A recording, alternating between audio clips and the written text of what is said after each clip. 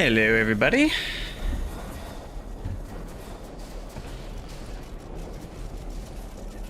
Yeah, yeah, I'm figuring out some settings real quick. Because this is also a.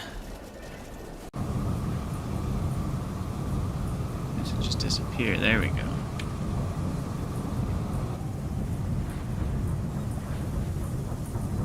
This is also a test for my Greg Tech stream that I'm gonna do.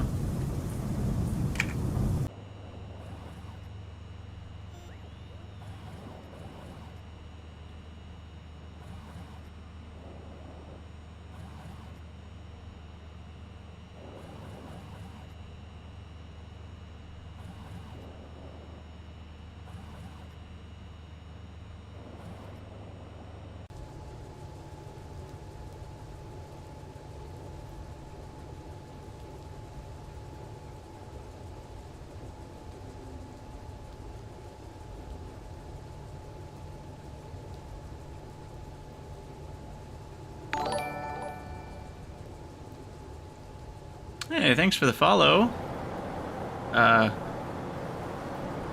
Insert Korean characters here. I think those are Korean. I feel like I'm pretty bad at recognizing those texts, but I think we're in the ballpark. Okay, so that's there. Give me a second. 650 by 600.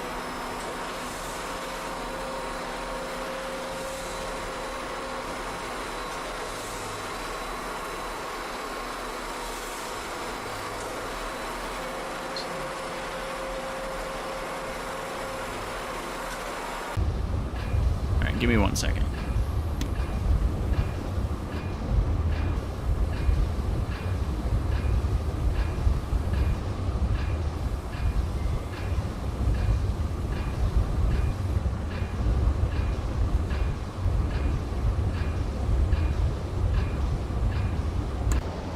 Lorem ipsum, etc., etc.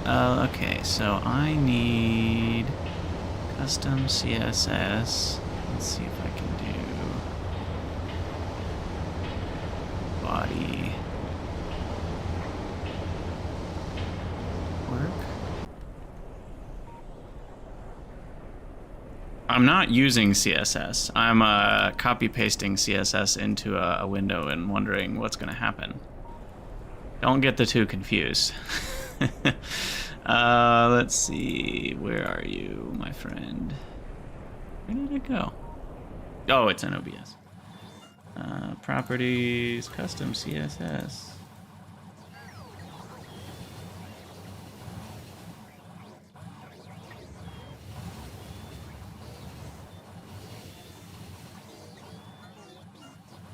Did it work?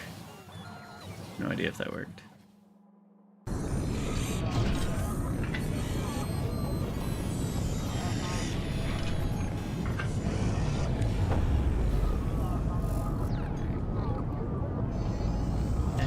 Shadow.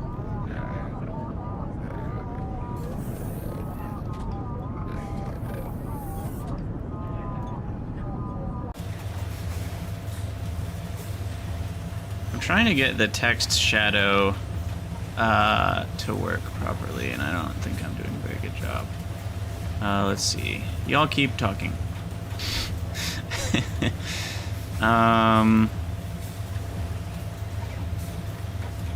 Let's see. If I do that, okay. Try saying something now. Oh, that doesn't seem to be working. I wonder why.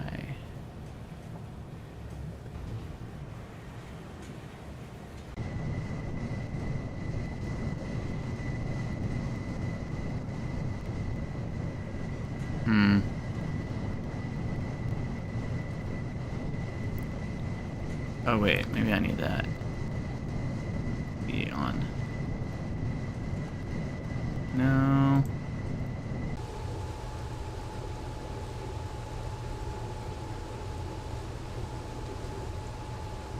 I have text dash shadow. Box shadow do something different? I don't even know. It's possible that custom CSS from the OBS end won't even do anything.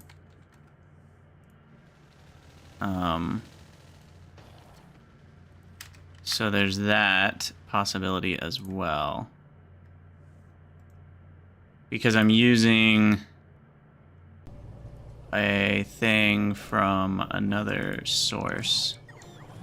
I don't know how it would handle custom CSS. So I might just be screwed. I don't know how you would like override the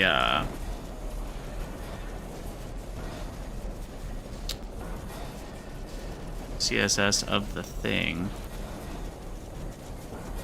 I mean, I had it working on the OBS Streamlabs, but now I'm using a different one because I want to combine well, not combine Twitch chat and YouTube chat, and so I need a thing that can do separate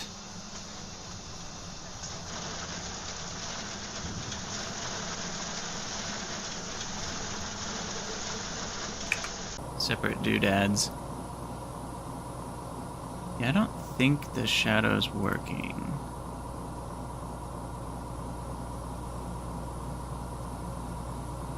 You could add important at the end. At the end of what?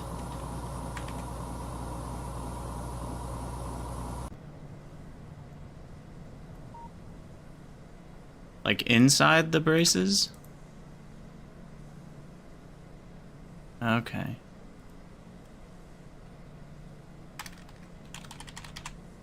Huh. Before the semicolon. Interesting. Still don't think it's doing anything. Yeah. I don't know where to add the important. I tried this. That didn't work. This was my custom CSS from OBS Streamlabs that was working. And I tried adding the important thing, and that didn't seem to change anything.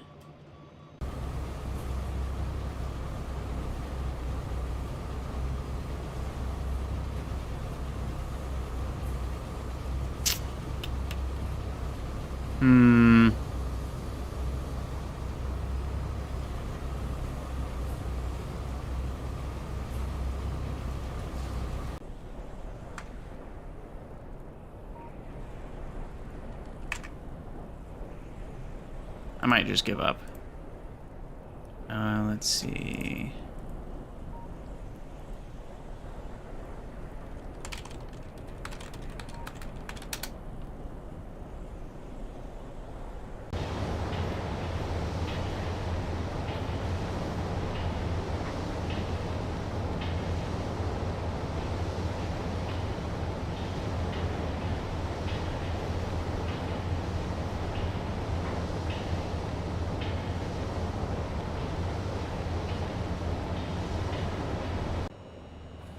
I might need more lines.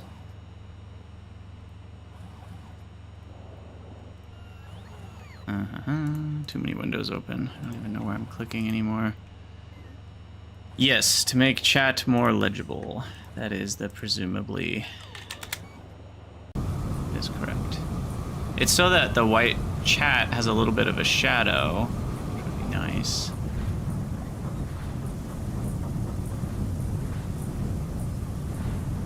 Does this change anything? No. I don't think the custom CSS is doing anything.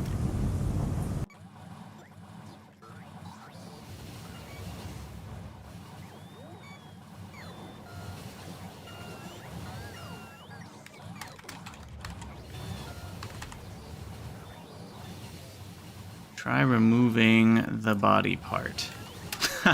That's out of context. That sounds really funny. I don't think that's true because the one that shows up in OBS by default has the body and the braces part. So I don't think that that's true.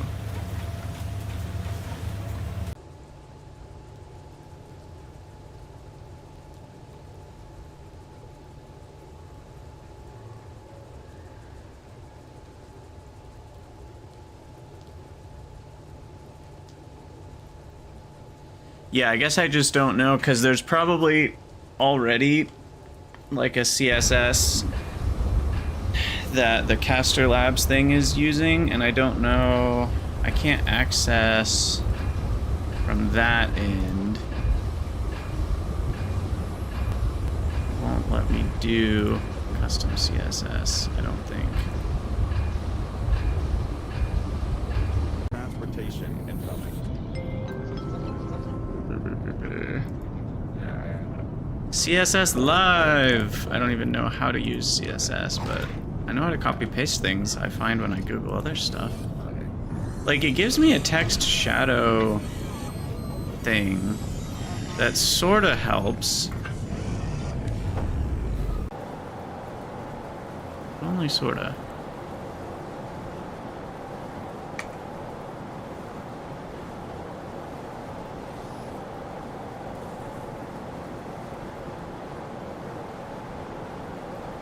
Well, if you have any ideas, Dave, I'm all ears.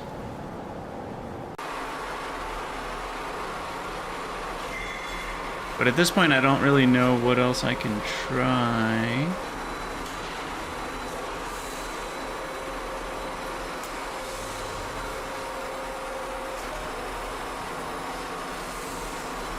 Basically, OBS, when you add a browser, or when you add a web source of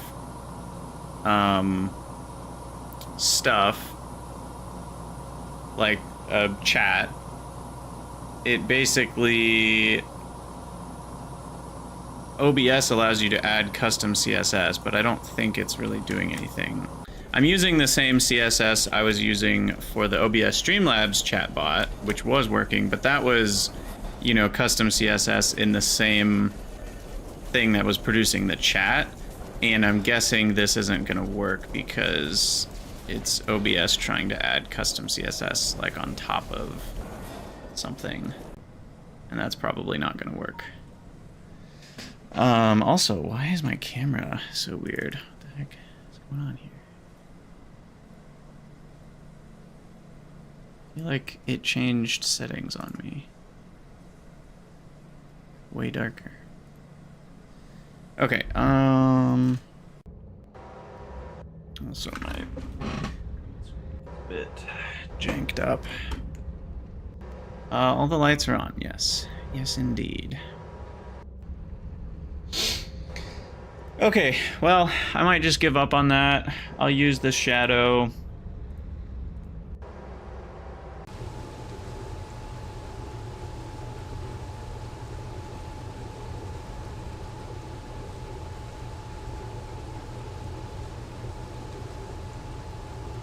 Next shadow sort of helps, I think.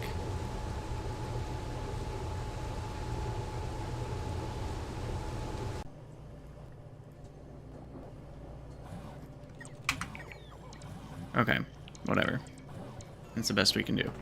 Okay, so there's that. Now I need to head over to the YouTube.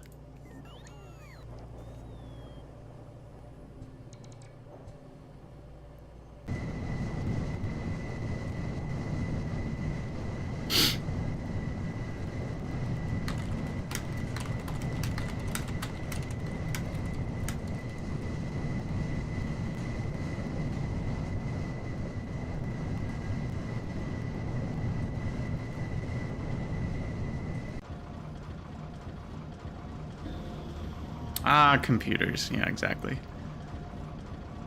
Exactly.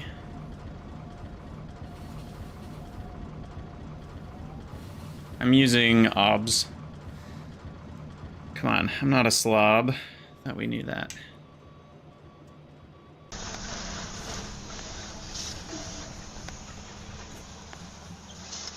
Okay, public.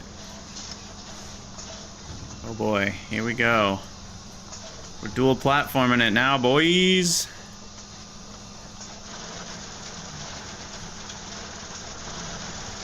And I have no idea what's gonna happen. Okay, so I need to...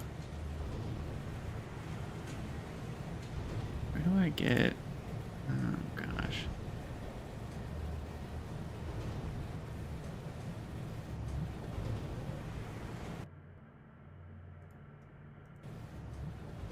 That's not what I want.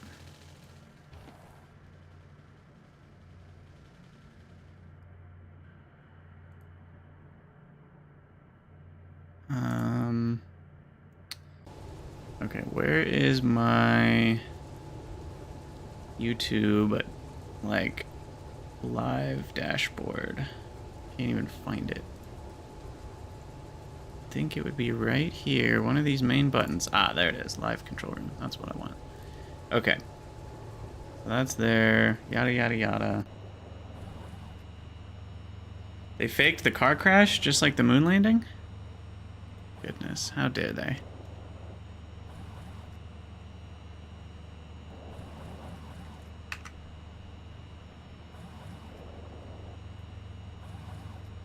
Okay, sorry, I gotta now figure out my YouTube chat. Add another browser source, YouTube chat. And I gotta copy the thing.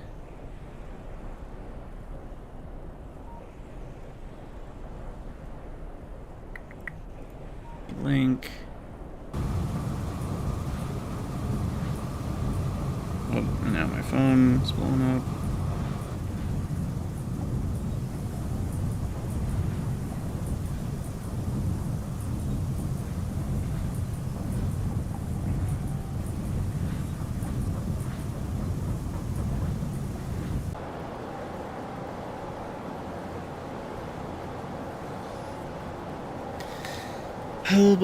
Okay, so copy that. Paste. Okay. Alright, so now with any amount of luck,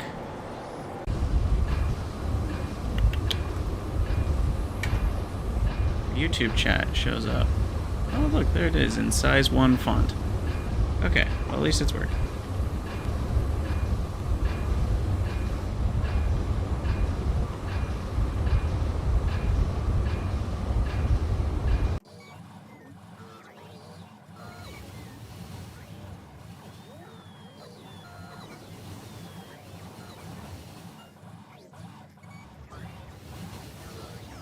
I mean, you know, Twitch wants to make sure that the experience that you get on Twitch is just as good as any other service or better. And so, you know, by making the YouTube chat size 1 font, then that should give them what they want.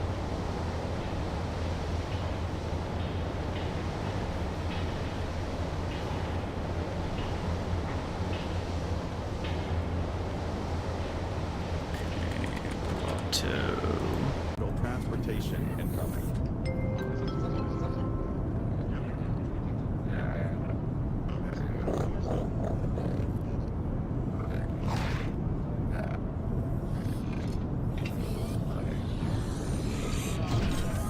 No, Amazon needs more money. For sure, for sure.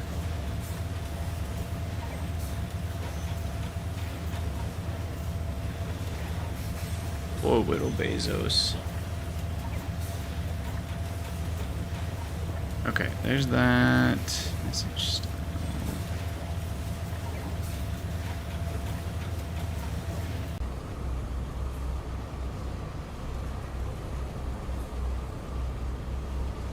Okay.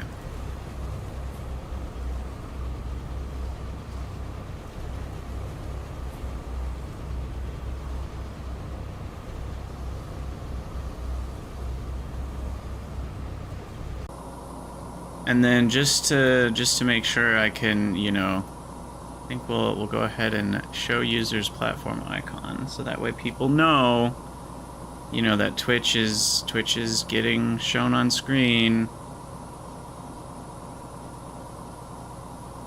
And the YouTube chat has less space than the Twitch chat, so you know we just gotta make sure all the boxes are checked here. Okay, sweet. I think we are good to go on that. Now, just put them right on top of each other. I mean, it's an idea.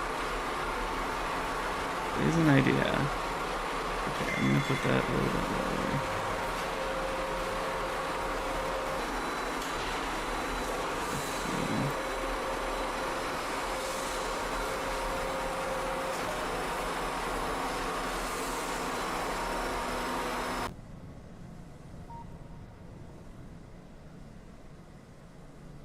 What did I do?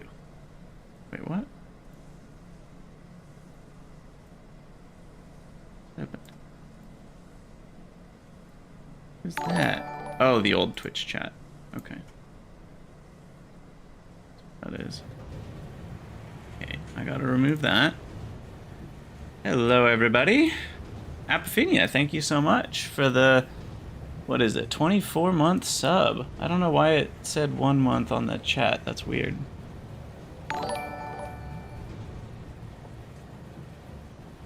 Dorito, thank you for the follow.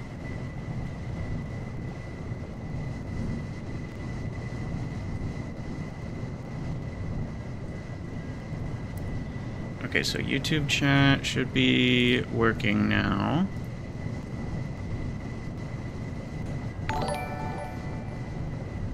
Ah, thank you for the Twitch Prime sub.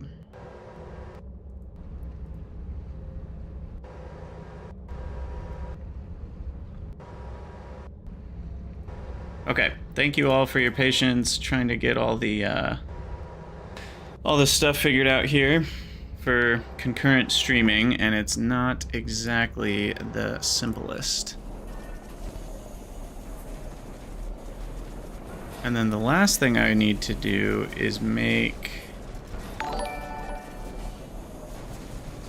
Demon. Thank you for the sub.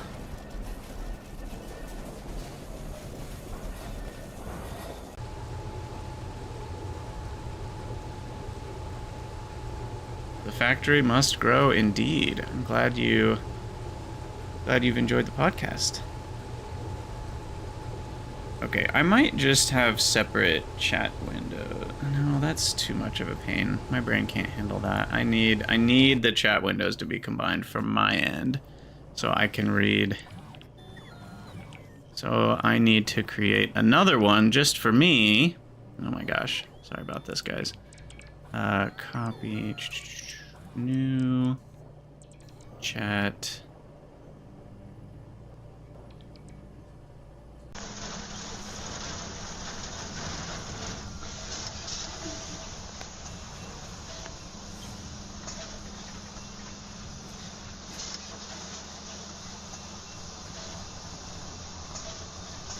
Let's see.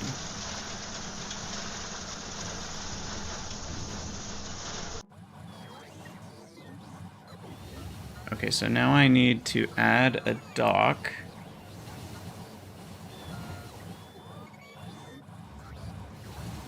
All chat. Why?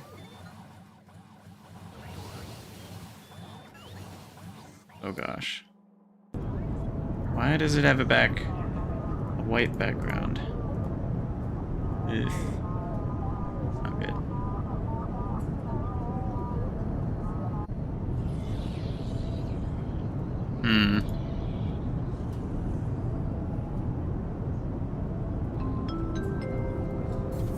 Warning. Cargo transport.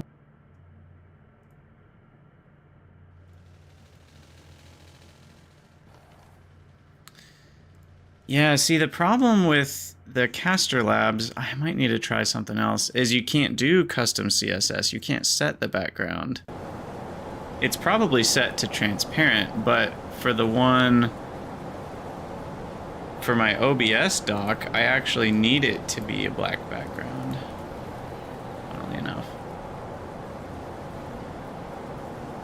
I guess I could change the text color to black. That's horrible.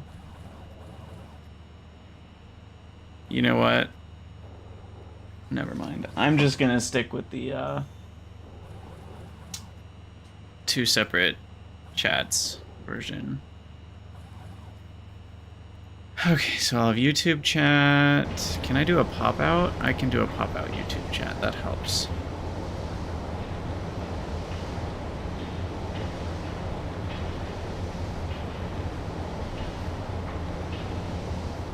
Okay, and then I can open. We're almost there, guys. Almost there. Okay. There we go. Yep, we're multi-streaming.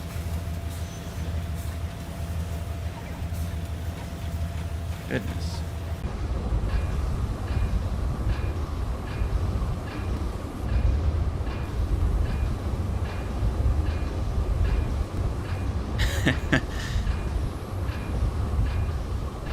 I appreciate it.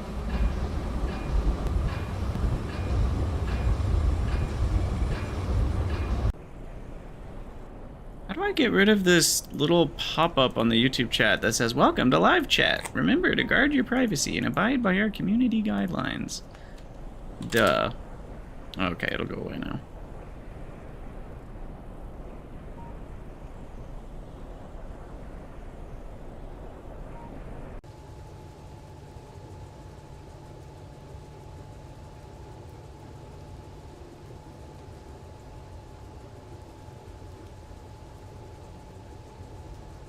Okay, I think everything's working the way that it's supposed to be working, which is surprising, given that it's kind of just worked. Sweet. So this is the format that we're going to be using for the Greg Tech stream. For those that don't know, we're almost at 5,000 subs on YouTube, and the celebration for that is going to be an 8-hour Greg Tech stream, which I'm pretty excited about. So, and I wanted to stream that to YouTube since most of the Greg Tech viewers are there through YouTube, obviously, because, you know, I'm not live streaming it in the first place. So that's how I wanted to do that. Okay, I'm gonna go grab a drink real quick, and I will be right back, and we'll get actually into Pyanodons.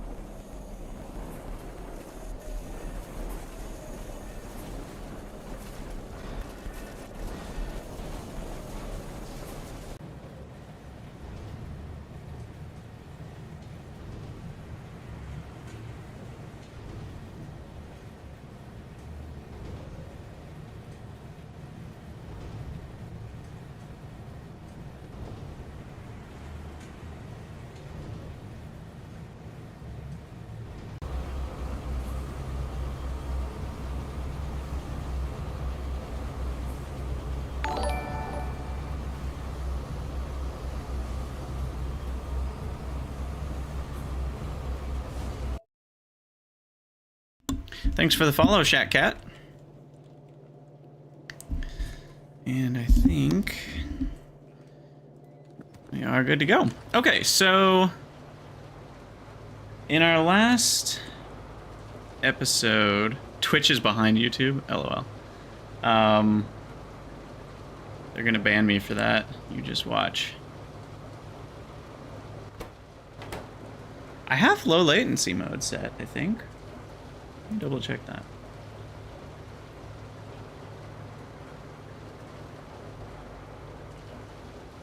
Yeah, I think so.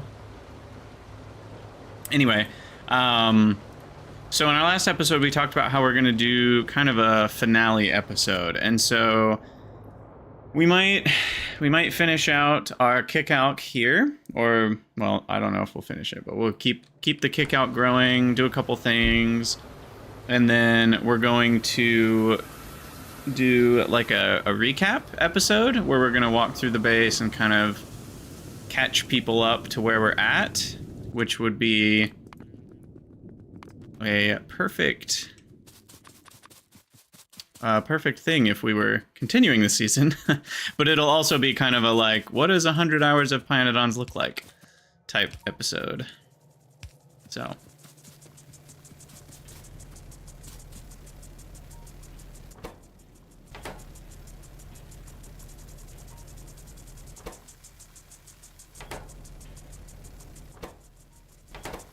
okay, so yeah, I'm trying to remember. We're using the second recipe because it's a little faster.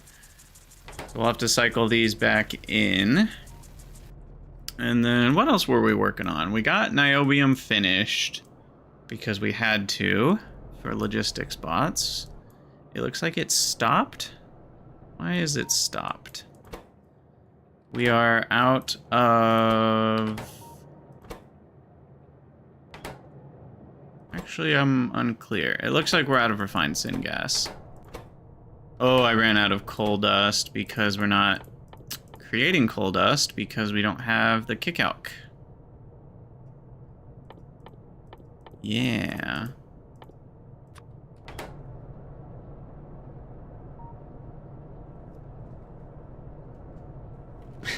Is there a 100 days in format that I'm unaware of?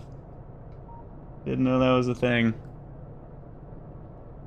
100 days in Minecraft, is that a thing people are doing?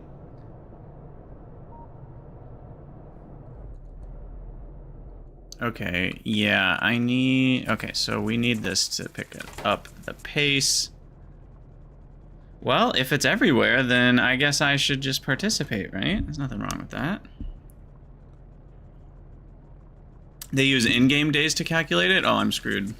How many in-game days have I been in? I don't even know. Where can I find that? Oh, it's right here. Yeah, 818. 800 days in Pyanodons. Yeah, it's a few days. Okay, let me... Is there anything in the tech tree we really want to see within the next few techs? Anything at all? We never got to our composite factories. Someday. Someday we will. I do love me some benzene.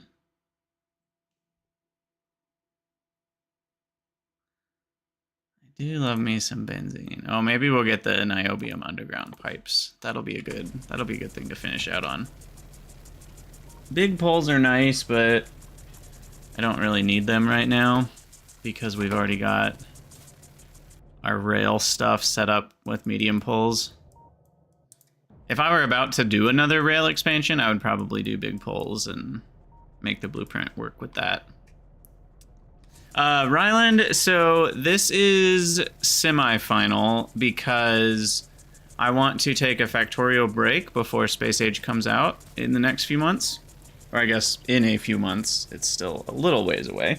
And so I wanted to kind of take a factorial break, And so this is going to be the last Pi stream for a while, and then obviously once Space Age comes out, I'm going to be playing Space Age, and so not Pyanodons. So I probably won't come back to Pyanodons until after I've played a lot of Space Age. However much Space Age I want to play. And so yeah, I'm not really sure when we'll come back to Pyanodons. And it also is a little bit up in the air whether Pi is going to have released its next mod yet, which it might have, and at that point I might restart. So it's possible this is the final episode for Season 2, which is a little bit of a bummer because I wanted to get a lot farther than I did. We're basically just getting started, but thus is how things go sometimes. I do want to get rid of those flashing icons, so I'm gonna do that so the bots can come pick it up. Wait, what? No, don't do that. You jerks. I wanted those gone. That's funny.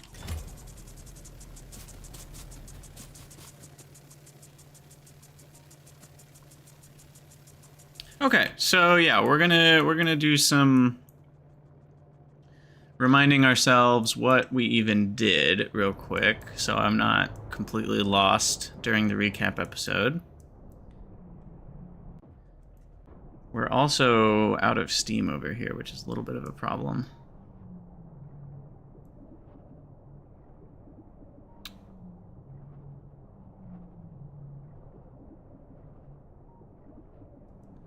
But that's probably because we're just not using very much stone right now. I wonder if I need to use more stone. We've had that problem a bunch of times already. I can always, I think I'm just gonna grab some stone brick. I know I never got to the infamous arcades where you have to roll the dice 500 times and hope for the best.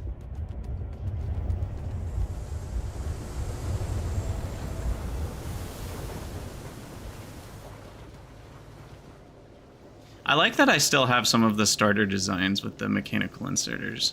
That'll be good to be able to show people what it looks like when you first start out. Okay, we're gonna open that up. That'll use up more stone, and that'll give us more carrigen. I almost called it bitumen. That is something different. But yeah. Yeah. Okay, so we did in the early game. I mean, in the early game, you're just focused on getting a little bit more steel, or iron, and that's hard enough. But for now, the early game looks more like this. And then mechanical inserters everywhere, ash everywhere. Collecting ash. We had to work on the science packs, which are flower boxes. And then, yeah, okay. So yeah, what was the order of science packs? You go automation science pack, Pi 1, and then logistics science pack, which we like just got to not that long ago, which is crazy. Yeah, at Sugnum, I'm gonna call you Atsu. I really wanted to get to Composite Factories too. We probably wouldn't have used it for a while though. It wouldn't be until, like, what's a good example? This is a good example of where I might have used it. And I might even use this as an example during the video, because this would be a perfect example of what to make a composite factory out of. Because it's like, it's got these nice numbers, it's a solid amount of buildings, it's a tileable design that you've kind of created. And so what you would do I have it here? Yeah.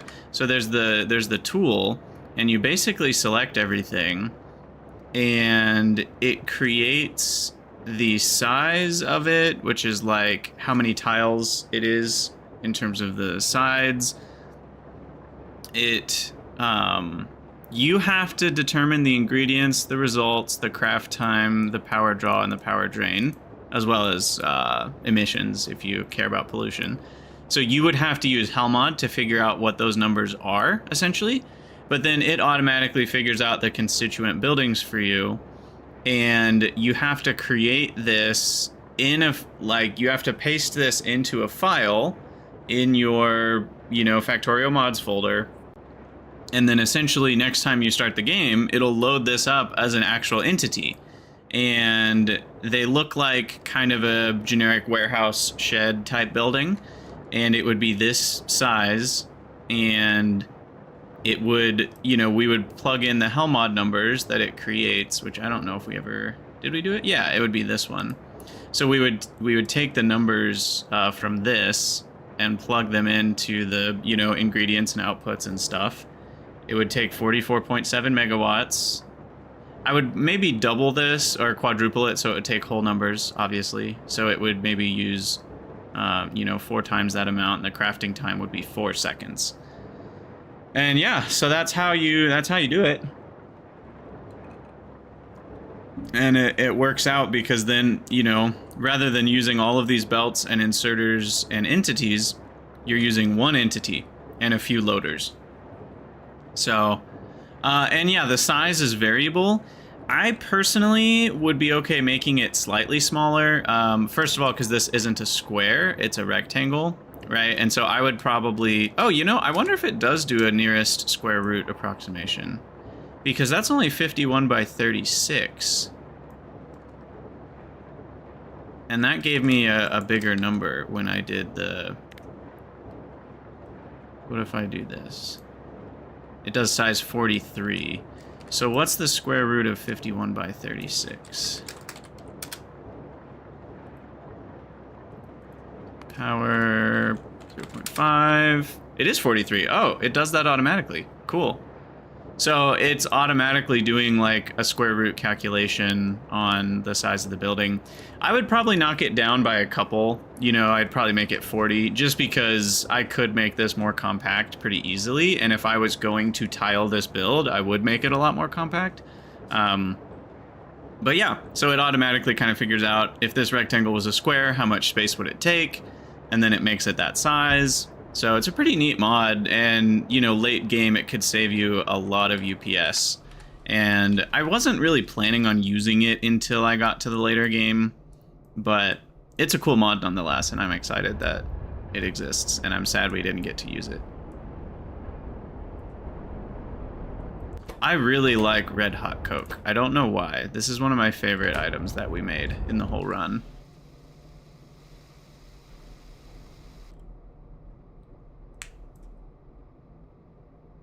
Let's look at some stats real quick. Let's look at some stats. 13 million raw coal. Wow. That's pretty crazy.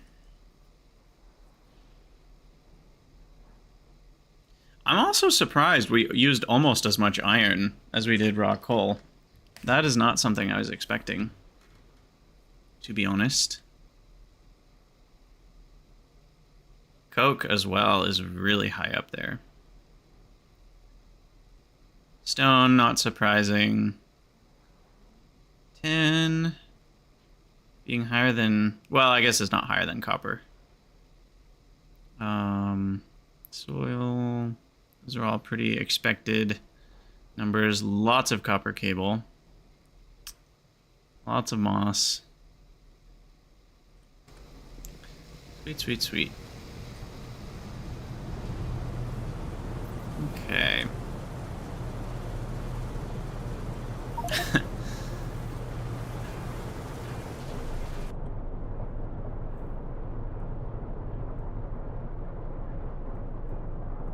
I'm just appreciating the base.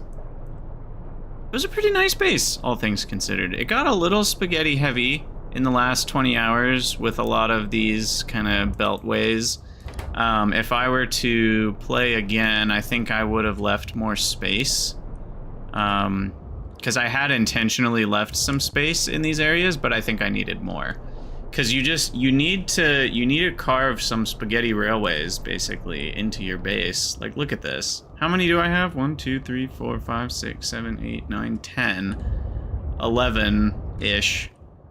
All adjacent. 12 if you count that one as being part of the same area.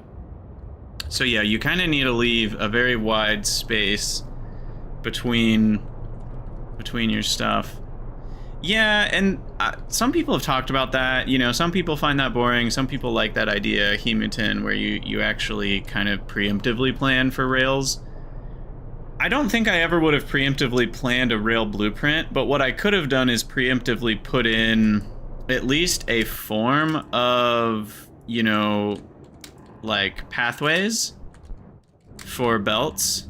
And not allow myself to build any buildings on those, and I think that would have kept me a little bit better. Why is that not removing?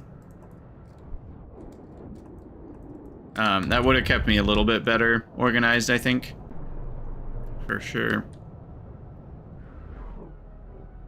Yeah, a bus isn't really the best idea. I think I prefer this concept to a bus concept. It accomplishes the same thing. It probably uses far less belts even to do what I've been doing. Because it's the same idea as a bus. You're still mostly producing something in one area and you're belting it to where it needs to go. You're just not belting it to where it doesn't need to go, which is what a bus does. A bus belts lots of things to a very long distance where they don't need to be.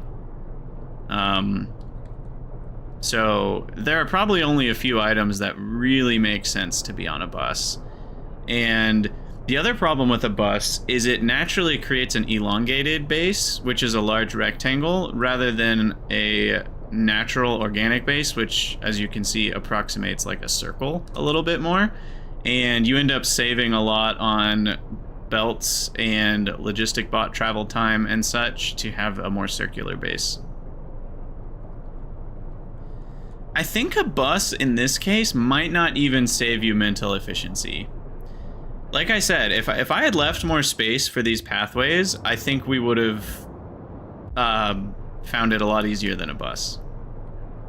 I could be wrong. I don't know for sure if I'm right about that, but at least thinking about what a bus would have felt like, I think it would have been worse. But yeah, I think I'm pretty much ready to go ahead and start. Let me open, I need to open another tab here real quick for my YouTube thing. Live. My stream dashboard.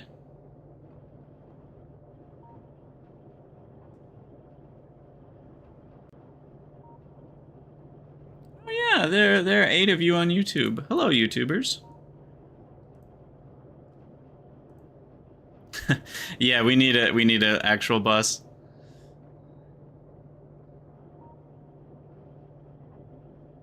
How many lanes of a bus this base? Yeah, it would probably be close to 50.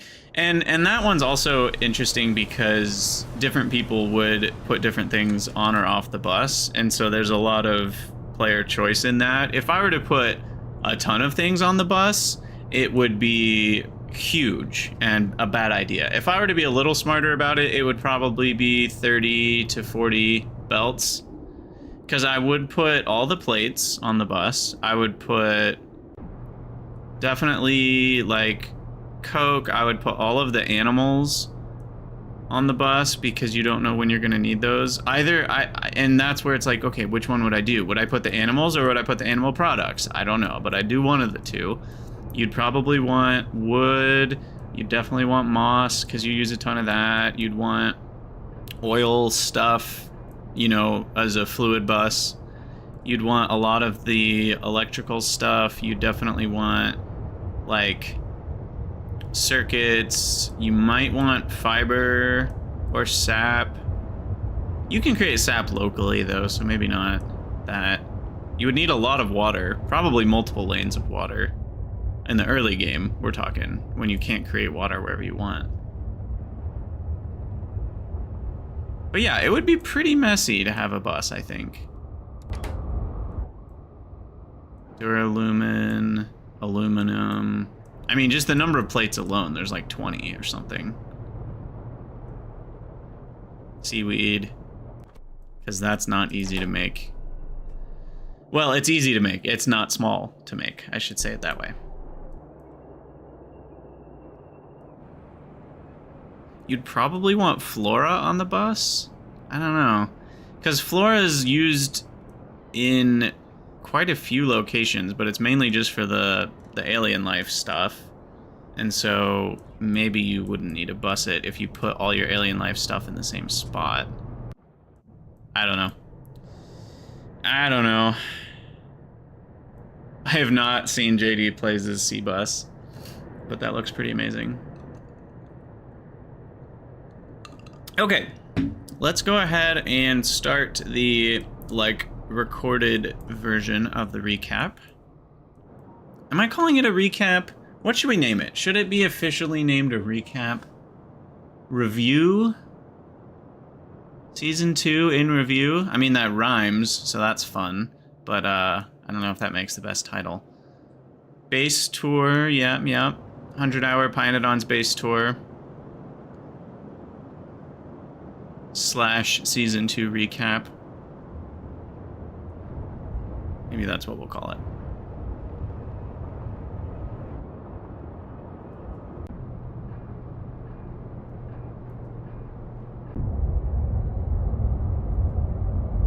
I survived 100 hours of Pyanodons. There you go. Have we actually, though? Can I say that without lying to the people?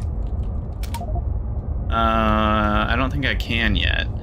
How many is that? 72 plus... Yeah, we're not... Oh, no, not 72. 24 times 3? Is that 72? That is 72. 95? We're only at 95 hours. So, I probably will call it 100 hours because I think that's close enough, but technically I'm a dirty liar if I say 100 hours. I could just let the base idle for 5 hours, though. And so, then it would be honest. But yeah, I'll probably, in terms of YouTube title, it'll be something with 100 hours, but...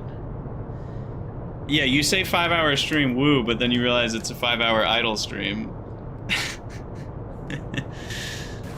And then it's less of a excitement. Okay, I think I want to start the video right here, because this is a cool looking part of the base.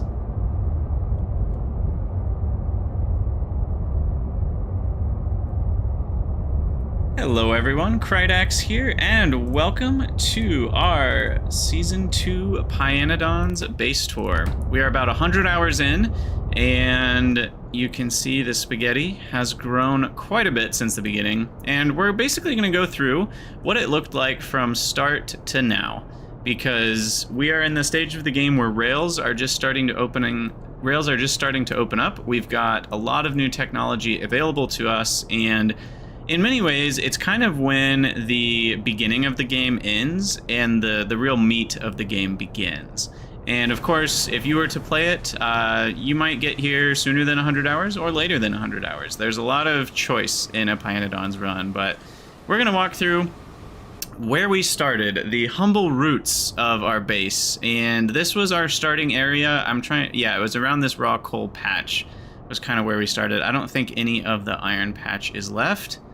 Or the stone patch. We had an iron stone. There was an aluminum patch here. I think we mined all of that out, but there is a little bit of the raw coal patch left, so we'll walk over there.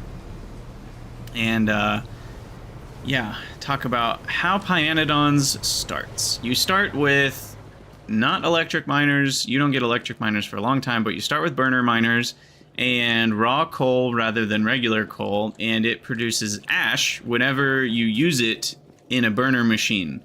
So that's right, just like you get, what's the vanilla equivalent? I guess nuclear fuel cells leave behind a spent fuel cell. Well, a spent coal is spent raw coal is ash. And so whenever a machine finishes burning an ash, it produces one and you have to deal with it. And it gets everywhere. You end up with thousands, nay, millions of ash in the early game. And you can see here, when you're using a stone furnace, you have to deal with the ash, but you also have to deal with its output. So I digress. In the very early game, it's just like regular Factorio, any mod, you know, you got to get more iron, you got to get copper, you got to make more plates, and, you know, all that stuff is pretty standard. In Pyanodons, you do have to do, I think it's 8 iron for every iron plate, so it's pretty slow going. It feels pretty grindy at the beginning, for sure, but, you know, other than that, it's pretty standard. And the first science pack you get is Automation Science still, same name, but obviously the icon's different. They're these little flower planter boxes of these alien flowers, and more or less, it's still just basic resources, but now the basic resources include ash, soil, stone, wood, iron, and small parts which have copper in them. So it's still iron and copper, but it also includes this native flora, it includes wood and stone, so it's a little bit of everything from the early game. And yeah, once you get that going, you can do a few researches. I believe you research into electricity. I don't think you start with it. And this was our original boiler area. I've since removed a lot of it. You also should know, yeah, they're mentioning the efficiency of the boilers. There was a few episodes where I was confused AF about how these work, because they're talking about 3.7 megawatts of consumption, but their steam output doesn't quite line up with the energy density of water. It's a whole thing. I did eventually figure it out, and I've received many comments on YouTube about how wrong I was, even about the right version of it, which is funny, because it's like, no, I'm definitely right about it. Once I figured it out, all the numbers clicked together, and it does work. But the bottom line is that you should know energy, or water and steam have a different energy density, and that is the core of why I was confused. Is I assumed the energy density of each was the same, and that's what screwed me up. Anyway, we're actually using up a lot of our ash that we produced when we were boiling all this. You know, I needed 2 inserters in and 2 inserters out, because that's how fast these boilers would consume the raw coal. And so we ended up with just mountains of ash over here. We're talking like hundreds of thousands. And right now we're using it to fuel our log production. And that makes them go a little bit faster. But I digress. In the early game, you're using a lot of boilers, and you use mechanical inserters nicely. They don't require any power, and they're not burner inserters. So they actually just run on their own forever. They're pretty slow, only 0.6 items per second, but it is nice that they run automatically. So if there's one thing that Pyanodons gives you that's nice, it's that. The other nice part is they start with a filter, and so you can more easily figure out how to deal with the ash that's everywhere, so you can filter ash one direction and then, you know, filter your plates the other. So this was our early build for iron smelting. We would, you know, have the ash kind of go on an underground to one belt, and then, so that's whitelisting ash, and then this inserter is blacklisting ash, and so it would put, you know, the copper plate or iron plate onto this belt, and that was how I did most of my early game smelting, and it's still doing my iron smelting, weirdly enough, because I haven't gotten a better way to smelt iron yet. So that is the early game of Pyanodons. You make small parts, you need bolts from sticks, you know, a lot of mod stuff. I'm not going to cover every recipe because that would go far beyond the scope of this video, but if you're watching this video, you probably already know Pyanodons has a lot of recipes, and the early game is no stranger to a lot of recipes. You use these little air core inductors as like tier 0 circuits. These are kind of used in lieu of circuits for all the early buildings. You know, even just a steam engine, you need 10 iron plates, 5 pipes, and 8 small parts. But small parts are also not that cheap. Where's my small parts? Small parts are 3 copper cables, an iron gear wheel, and 3 bolts just to make 2 of them. And then you have to make the bolts, which are from sticks, of course, and then sticks, which are from plates. So there's just so many steps to even get... yeah, there's so many steps. But yeah, someone was mentioning you don't get splitters for a long time. So that's another really important part about the Pyanodons early game, is splitters require actual circuits. And those circuits I didn't get until what's my milestones? I didn't get circuits until about 16 hours into the game. If you rush them, you can get there faster. I was taking it slow, trying to do things fairly clean in the early game, but it's definitely not a fast process. So yeah, circuits require all of this, plus all of this. The early game oil processing is a bit of a pipe nightmare. So you take your coke, or what do you start with? You start with tar, I think, is the first thing that you process, and you steam crack that tar into all sorts of oils and pitch and creosote. And then you can process the pitch into coke, hydrogen, light oil, naphthalene, anthracene. I mean, there's 5 outputs, you know, and this is early game we're talking. Like, this was in the first 10 hours you're dealing with this stuff. And then you can crack those things further into all sorts of stuff. Thankfully, you do get the sinkholes, so you can void extra stuff, which is nice. But, yeah, it's kind of a mess. I do use the fluid highlighter mod, or pipe visualizer mod, so that makes it a little easier to see what's connected to what with different networks of fluids. I also recommend the advanced fluid handling mod. It's not available from the start. It does mesh into the tech tree fairly well. I believe there's a patch for the advanced fluid handling, like advanced fluid handling for Pyanodons or something like that. The mod list will be in the description of this video, but yeah, all that to say, you need all of this to get some of the fluids used in these circuits. I don't remember exactly which ones. It's been a while since I set this up, but it's probably the formaldehyde or something. No, that's methane, which is used from moondrops. And that's another thing Pyanodons has going for it, is all of these alien life things, which the early ones are mainly just you get seeds which produce the flowers, and then the flowers produce the seeds, and you have this kind of self-sustaining loop, and then all of the extra can get used to produce something else, which in this case is methane. But it gets more complicated later.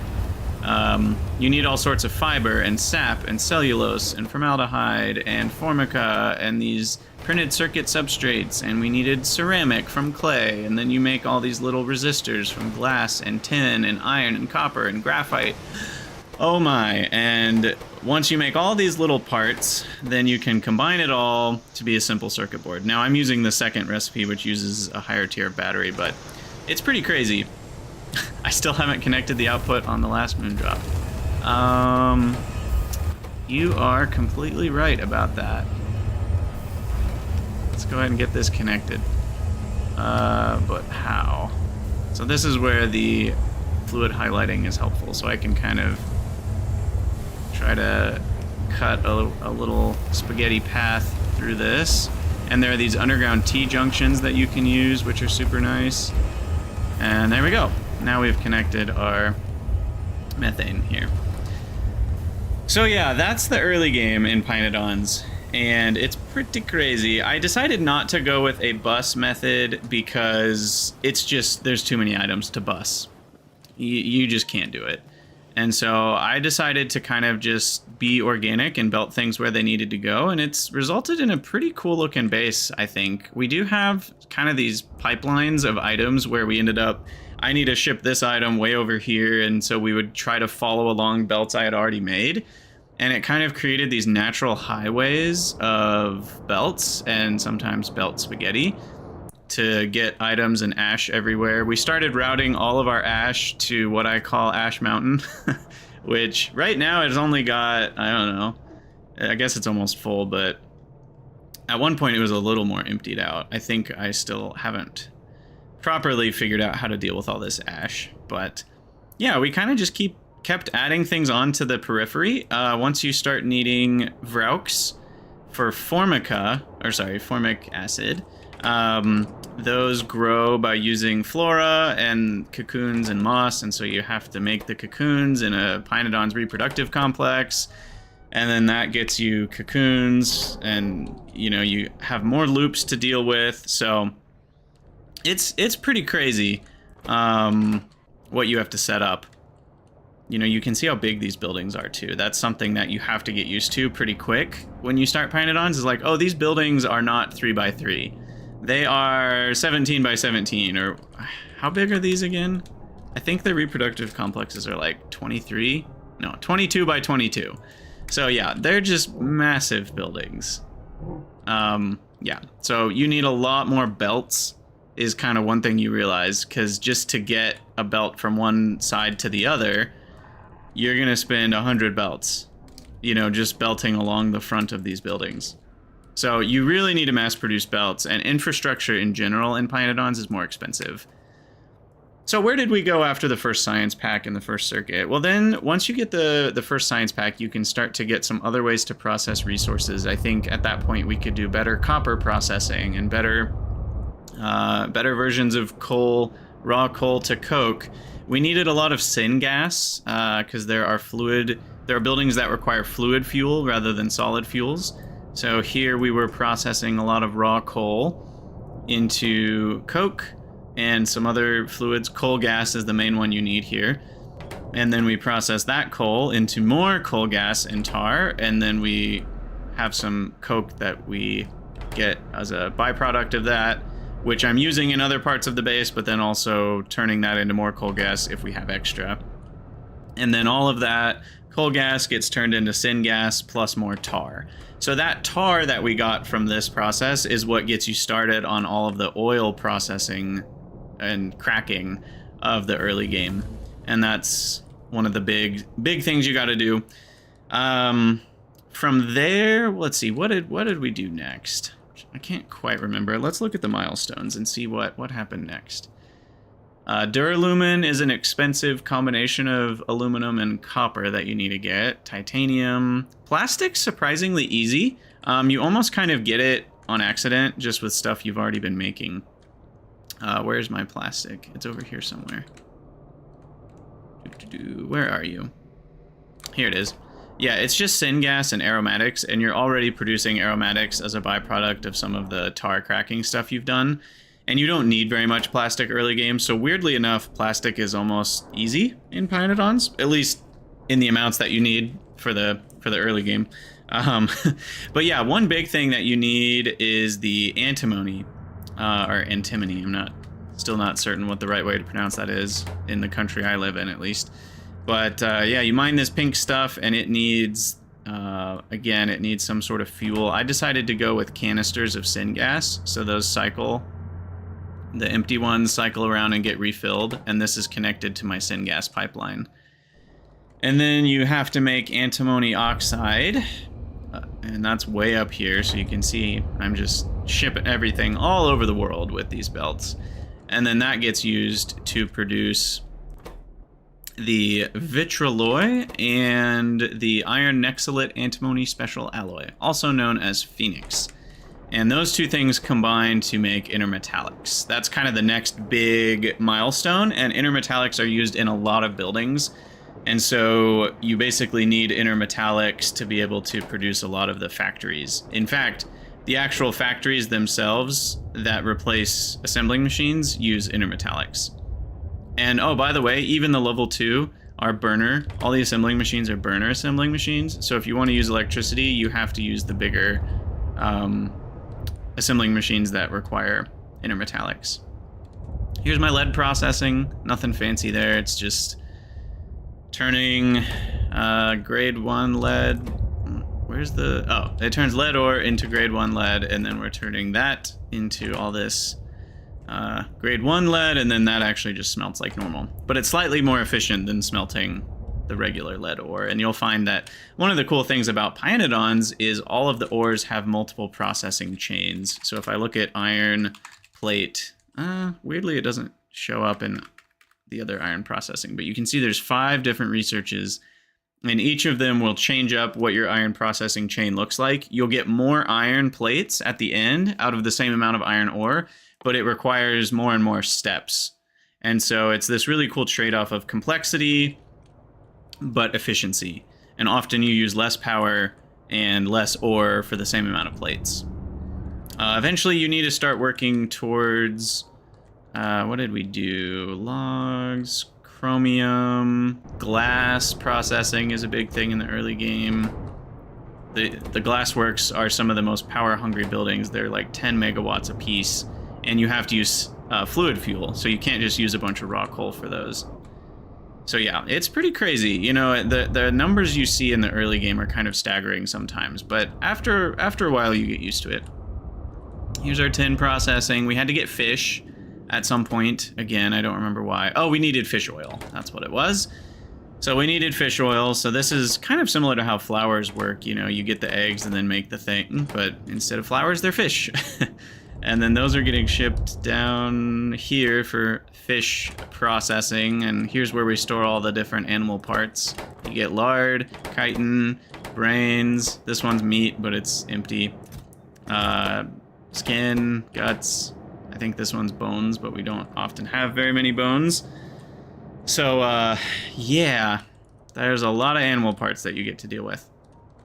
And then eventually you start working towards making this cDNA stuff, which is really complicated. I mean, look at that.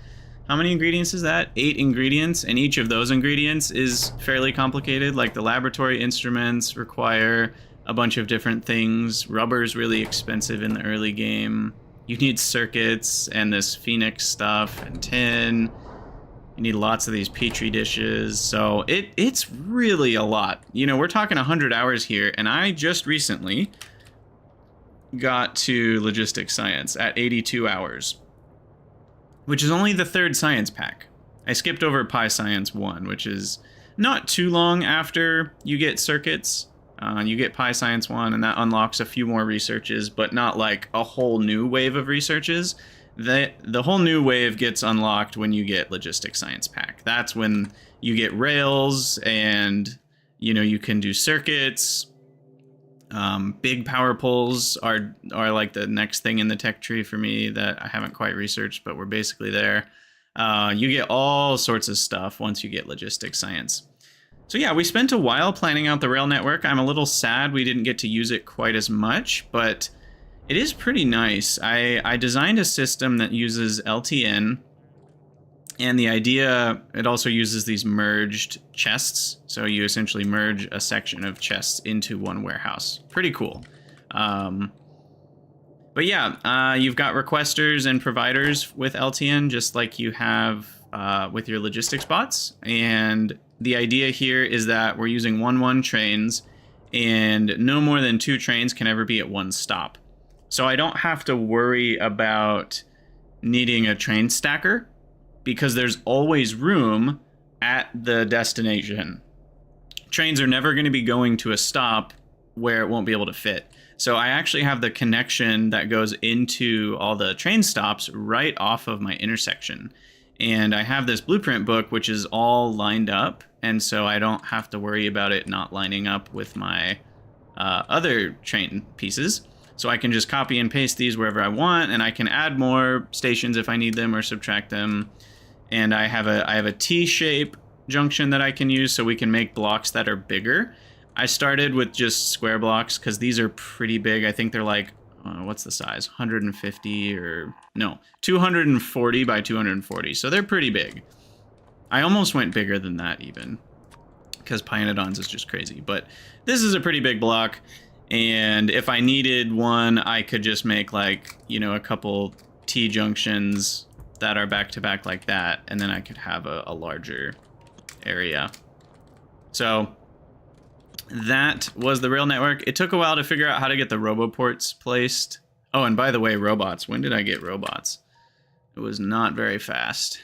You play a lot of the game before you get robots. Does it show up in here somewhere? Yeah, 65 hours to construction bots. And it was 46 hours to rails, pretty much. Maybe a little bit less.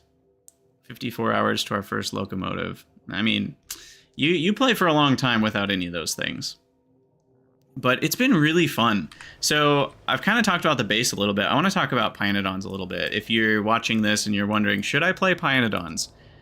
The short answer is maybe.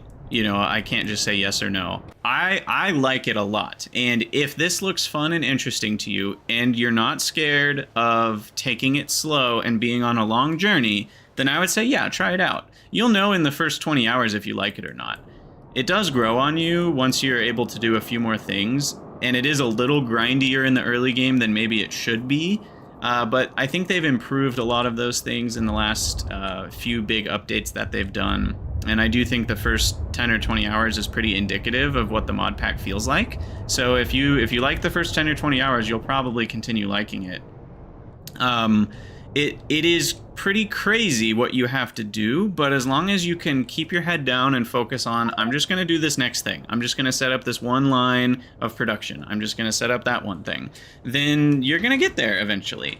And if you just start out thinking, oh, I want to get to circuits, I can't wait till I get to circuits, well, you're going to have a bad time because it's 10 hours away, you know, from wherever you are at the beginning. So it really, you have to be able to just enjoy the process of whatever it is you're doing right here and now.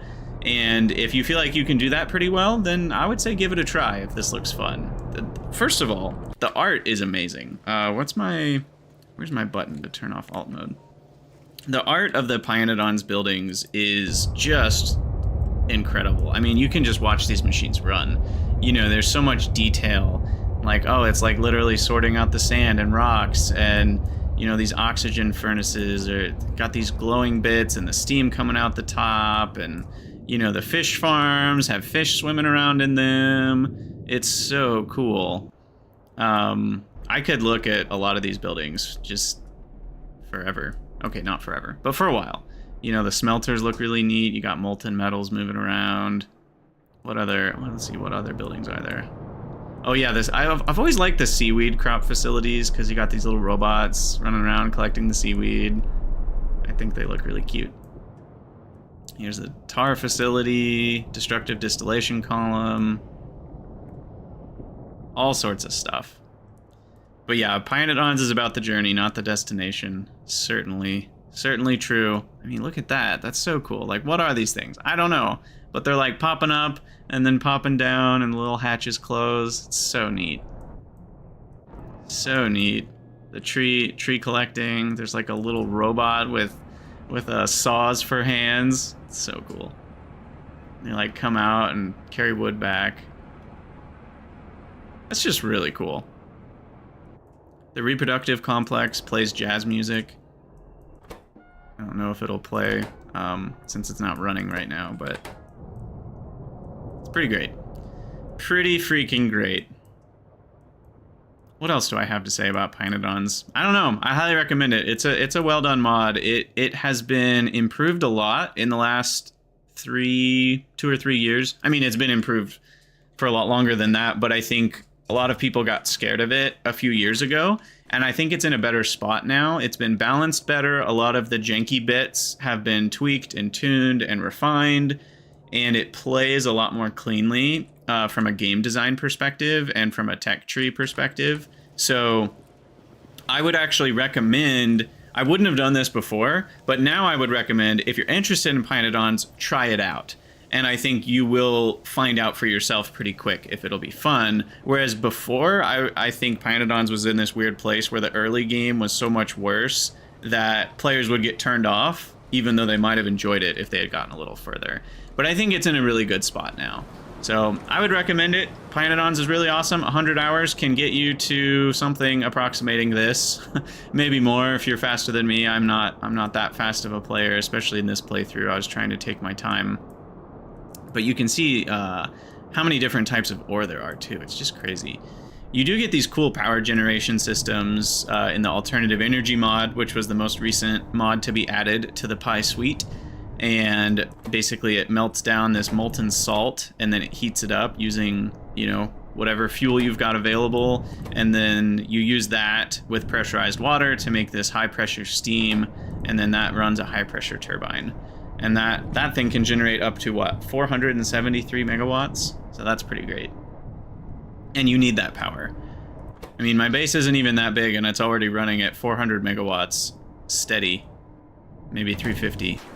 But, yeah, it's pretty crazy. If you're curious about the mod list I've been using, because I use a lot of quality of life mods in addition to the Pionodon suite, you can check out my mod list in the description. There might be a couple that are left out because I added them since the run started. So if you're curious about something, feel free to ping me on the Discord or in a YouTube comment or whatever, and I'll try to get back to you. But yeah, I don't even know what else to say. It's been a wild ride. If you're curious about why this is the finale and I'm ending, it's because I'm taking a break from Factorio before Space Age comes out. I wanted to make sure that I am fresh and not burnt out at all and totally ready to go when Space Age releases in October, and so I'm super excited about that. So I just wanted to take a break. I am going to keep streaming on Thursdays at 4 p.m. And as far as what games I'll be streaming, I haven't fully decided yet. It might switch around a little bit, but should be something that most of you are interested in most of the time. You're right, Sugnum, I didn't talk about caravans. These are basically the earliest form of transportation you get that isn't belts. And they can carry stuff from one location to another. They're pretty decent, actually. It's how I was moving my aluminum ore from over here all the way to over here somewhere. I don't remember where the destination is, but they're pretty nice if you don't want to do super long belts. They're pretty easy to program, and you just have to feed them. That's why my meat keeps disappearing. Or the brains, sorry. They get fed on brains, I think. The meat is for feeding the adorable little Digosauruses, which I also haven't shown you. Look at them go. They dig up Nexalit ore for you. They're so cute. And they run faster on concrete, which is why there's concrete here. So I recommend that. But yeah, they need meat to run, so it's a fun idea, you know, you're using meat as fuel and all sorts of things. So yeah, if you have any questions, let me know in the comments. And this is 100 Hours of Pyanodons. Thanks for watching. If you guys would like to see the full run, it's all here on YouTube, all 70 whatever episodes. Almost every minute of gameplay is here on YouTube, so feel free to check that out or go play Pyanodons yourself. Thanks for watching and leave a comment. I'll see you guys in the next one.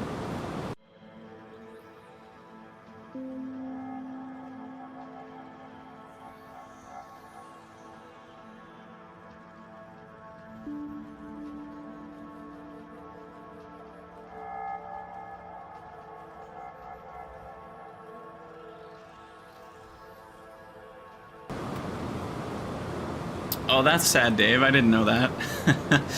They patched that. Oh, bummer. I liked that the concrete made him run faster. I am sad to see this base go. But there's not really a great stopping point. I feel like Logistic Spots was a good place to stop. Because after this, it's a whole new world. We're kind of at the precipice of a cliff of, like, everything we could do. And I feel like getting towards the end of Logistics Science is another, like, 200 or 300 hours at this point. So, yeah. It's been good stuff. I appreciate you guys joining me for the ride, and we will be back to Pyanodons. I promise. This is not the last time we're gonna see you. It just might be a little while. Because I'm imagining, and maybe I'm wrong, but I feel like Space Age is gonna have some legs. And by that I mean, like, replayability. In the sense that, like, the last time I remember doing a vanilla run for real, I know I did the speed run not that long ago, but I'm not really counting that, was when the update came out that added nuclear, and I, like, actually was like, oh, this is exciting, let's do a you know, Factorio run. And I think I only played that save for like 20 or 30 hours, and then it was over, and then I was like, okay, back to modded. But with Space Age, I feel like there's gonna be a lot to do and enough interestingness, and with the quality modules and stuff, I feel like there's that desire of, ooh, maybe I want to try a different run. Or maybe I want to play it again in a different way. Whereas that's not really there with the previous vanilla experience. Right now, Vanilla Factorio is very much if you're not doing a post-rocket launch mega base or some sort of odd challenge that you've constructed yourself, there's really nothing new to do. You know? But with Space Age, there's actually different choices, and it will look different, and you know, you could go to a different planet first, or you could design, there's just more options for how to design your factory, I think, because of those different planet options and stuff. And we don't even know about the enemies and what that's going to add.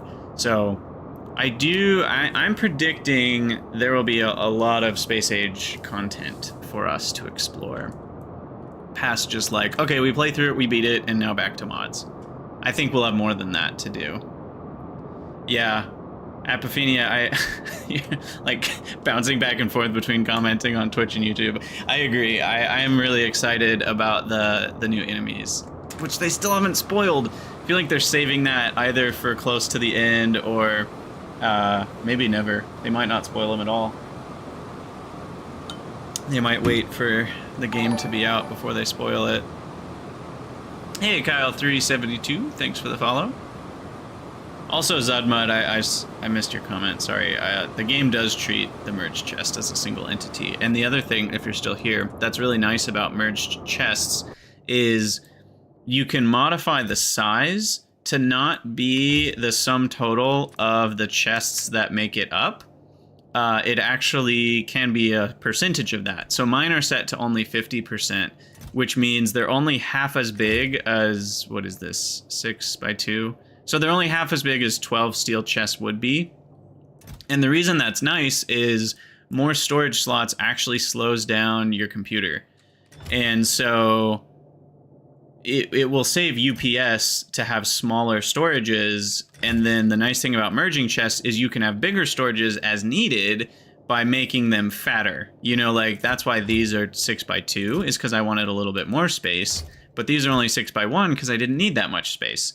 And so the cool thing about merged chests is it really allows you to use the proper size of warehouse that you need. And in a late game base, that will save a lot of computation time. And I know people like to make fun of me for worrying about UPS, but I'm quite confident that warehouse storage space is actually a significant contribution to UPS issues in the late game for a lot of people. So this is not something that I'm just going crazy about. This is actually a reasonable way to help your base stay at 60 updates per second for longer. Anyway. Goodbye, Pyanodon's base. Goodbye. We hardly knew ye. 100 hours is nothing in the face of Pyanodons. Not even 10% of the way there, most likely.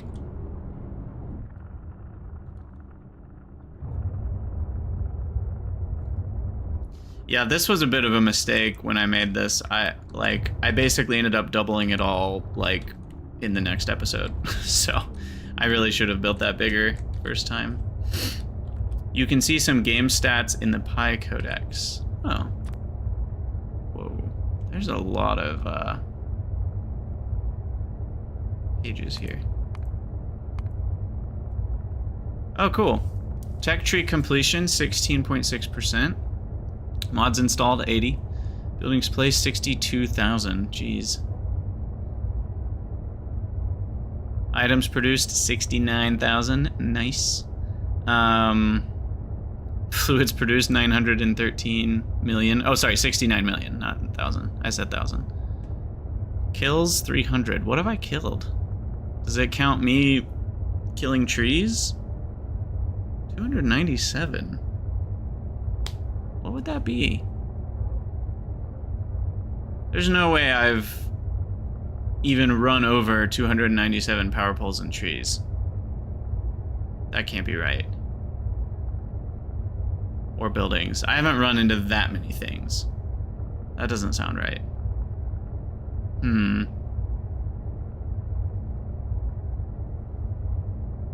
curious what that's counting. You can see kills in the stats menu. Okay, yeah, let's do that.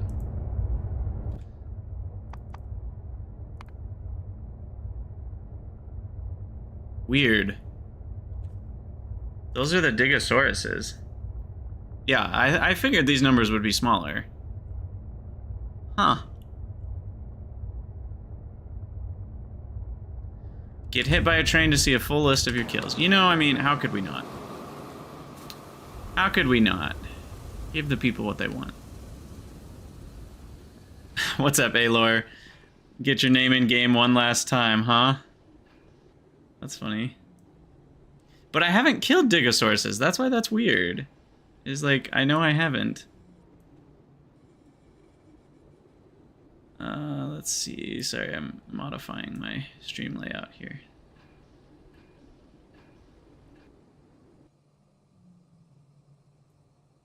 Do they count as being killed when they respawn? Maybe.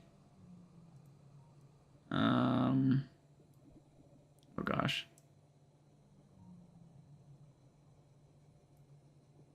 Oh no, now I've really broken it. Oh jeez. One moment.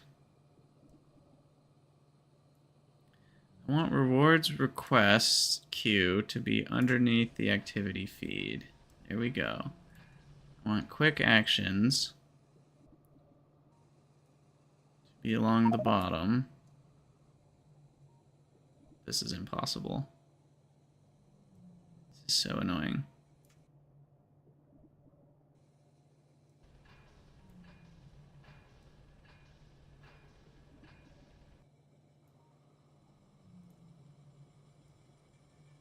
Okay. Whatever. I'll deal with this later. I'll deal with you later. There we go. That's a little better. Okay. Why did my chat scroll to the top? Stegosaurus being killed was a bug. Oh, that sounds accurate. Man. All right, so let's put Alor's name in game over here by the niobium. Let's see. Since we're here at the end, we'll do your name in pipes. Something different.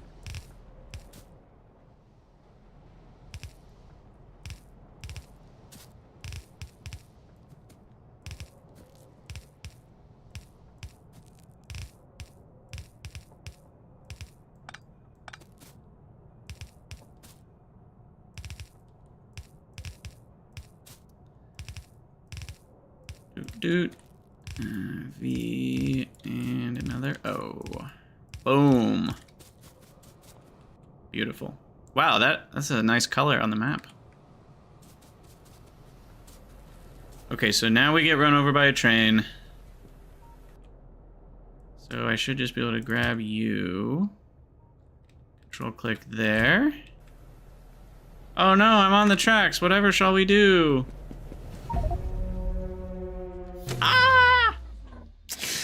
Yeah, it doesn't even show up as a named thing. That definitely was some sort of glitch.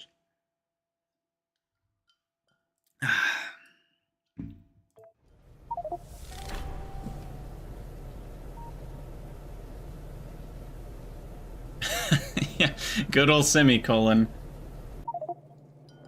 Our ultimate enemy. Sweet. Sweet, sweet, sweet. All right, well, we got some stream time left.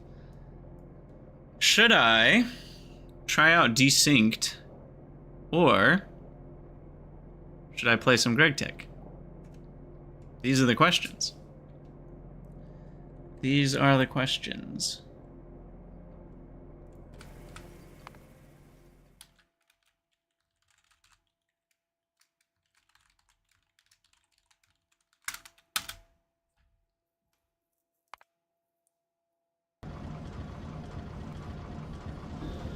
While you guys think about that, I need to fix this stupid thing that just got screwed up.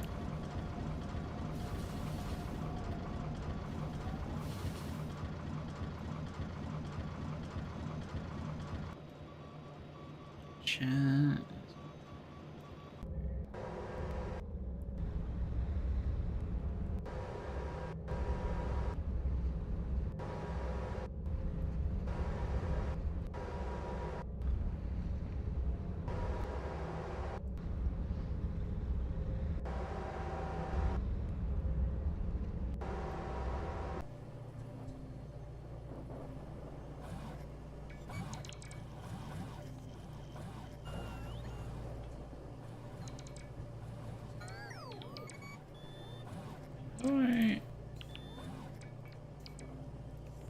I don't want that one. Can I turn that off? Hmm.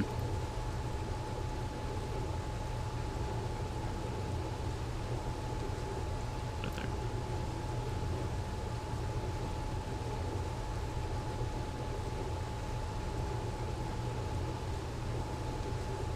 Alright, that's actually pretty good. I think I improved that.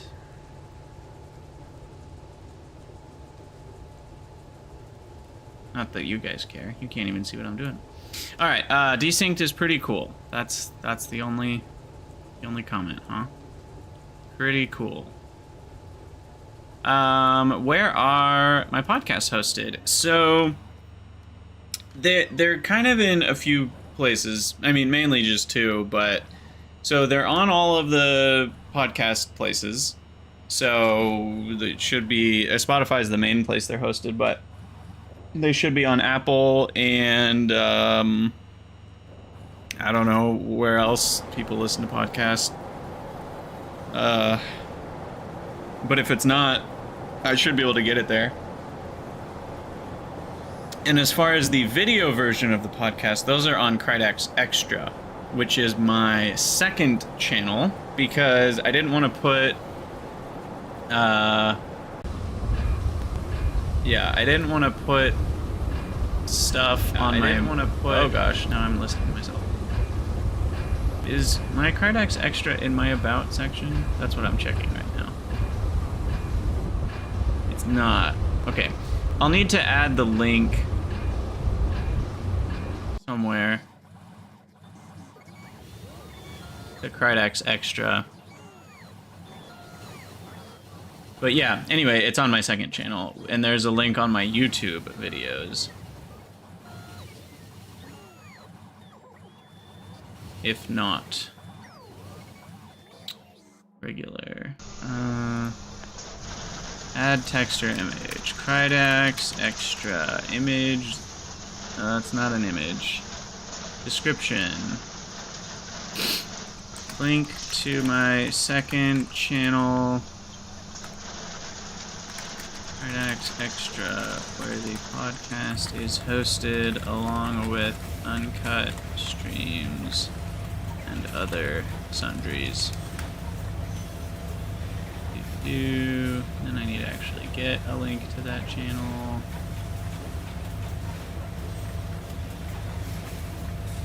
Channel.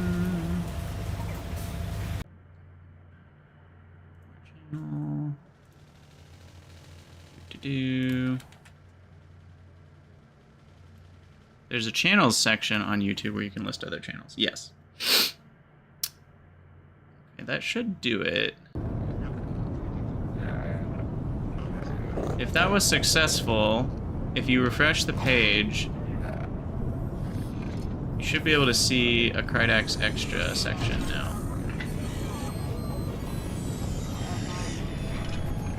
Oh, I need to do HTML or whatever it is to make it actually link.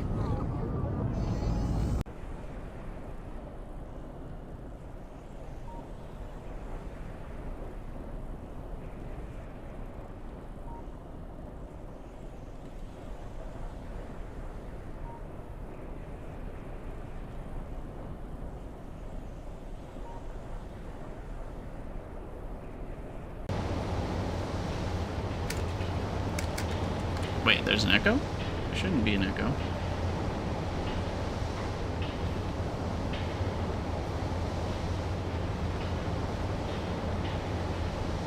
Is there an echo?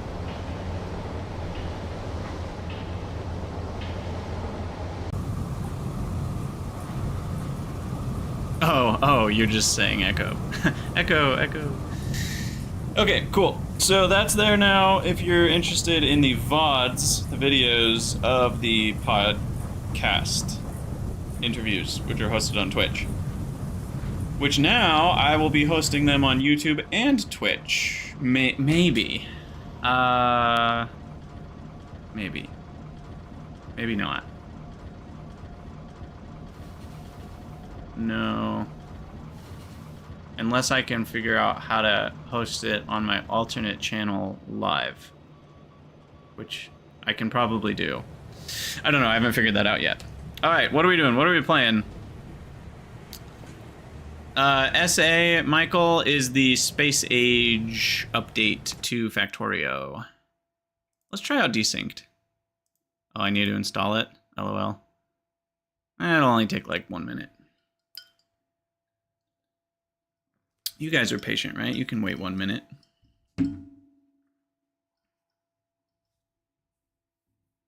Let me change. I need to change the game title.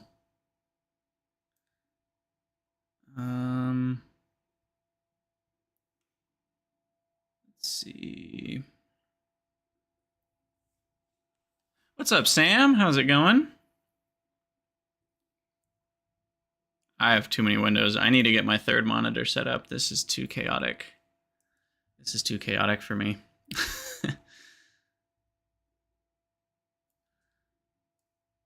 All right, what am I doing? Change stream information. Let's try Desynced.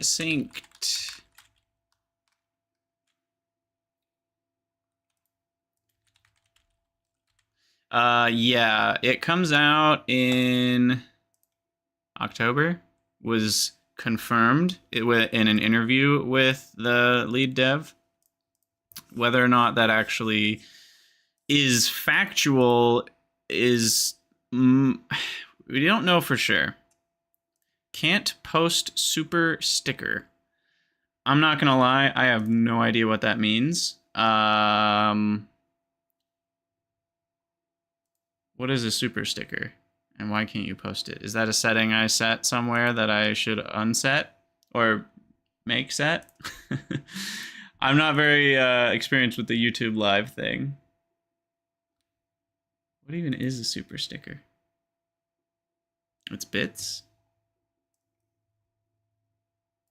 Let's see.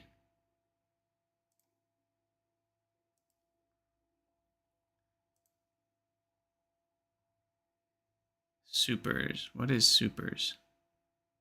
Super chat, super stickers. Oh, I'm on the wrong channel. Switch account. Having 2 YouTube accounts is the worst. Oh. Get started. You're eligible for super thanks. Turn it on. Super chat, super stickers, super thanks. Why would these be off? Of course I want these on. There we go. Okay, they're on now, I think. They were just off for some reason. Also, YouTube still says Pyanodons. Yes, that's because I haven't changed it. Unfortunately, changing it in... Hey, Desynced is ready. Changing it on my OBS doesn't change it in YouTube. I don't think. So I have to manually fix hard to believe. that. Oh, Ryan Reynolds with an ad for Mint Mobile. Hello. Never seen that before.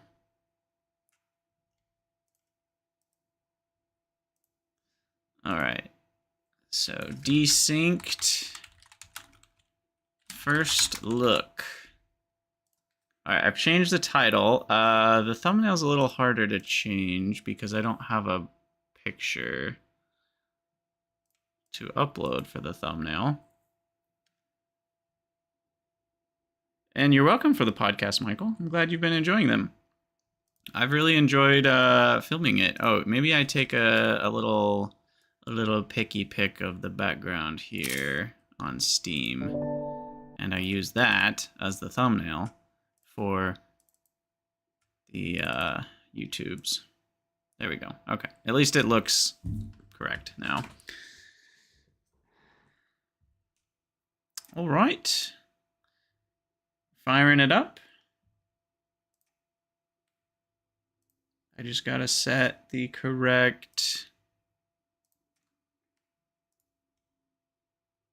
source in OBS, and we should be good to go.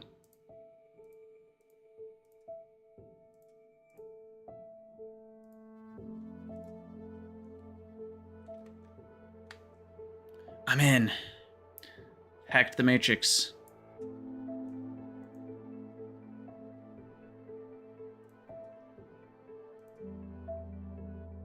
Alright, what is this? Tutorial. We're going in. Straight to the tutorial. Oh, I should stretch while we sit. Press any key. Where the hell is my any key?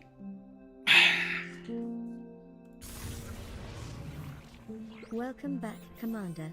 Your ship has been damaged, and I've taken you out of stasis. I am Elaine, Emergent Logistics Artificial Intelligence Network. What you're seeing is a feed from an unidentified planet, where I've deployed a team for you to command. This planet seems to be the source of the damage, and we are unable to leave the planet's orbit until our ship is repaired, and the source of the damage is identified. Oh wow, Sam, thank you so much for the 50 SAR. I don't know what SAR stands for.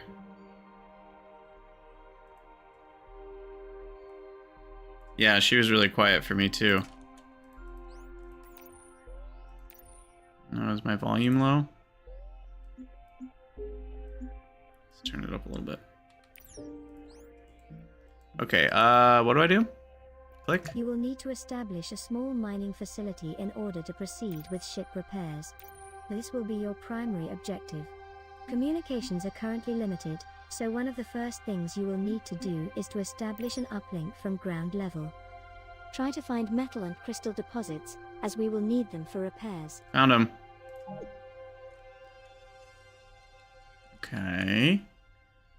Yep, I've played games before.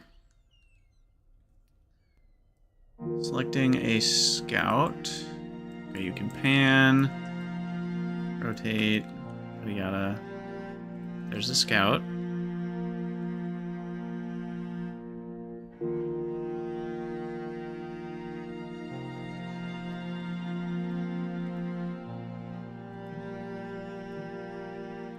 Okay.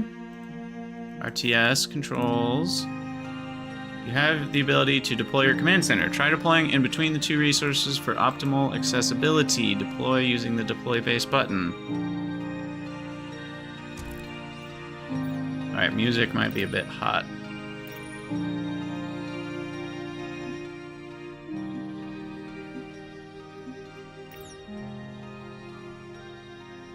Oh.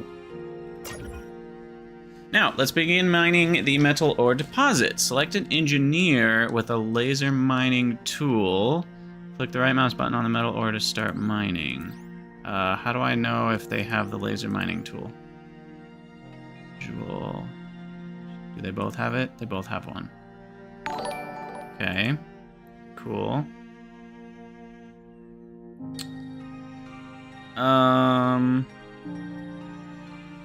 What was that noise? Who did what? Nothing showing me somebody followed.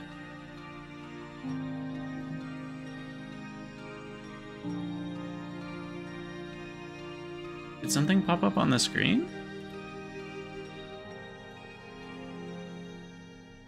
Why did it just play that sound? That was weird. OBS, you're drunk. It just did the like... Oh, it just now showed that? Oh, there it is. Oh, weird. I'm getting some weird... Let me refresh my page. Getting some weird lags. SAR is the unit of currency.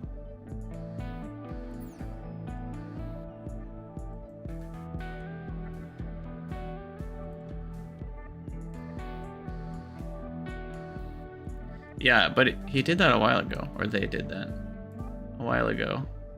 So I don't know why it just now popped up. Weird. Okay, sorry. So I fell for the trap. It's technically better to not deploy for a little while. Well, whatever. They told me to do it. So if their tutorial's a trap, that's not good. Okay, so we're mining metal. Select the other... I have no idea what's going on, by the way. So if you're feeling that way, we're together in this. Select the other engineer with a miner. Click the right mouse button on the crystal. You're also able to pick up scattered crystal without needing...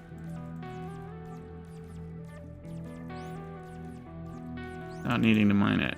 Oh, I thought it meant like with my finger.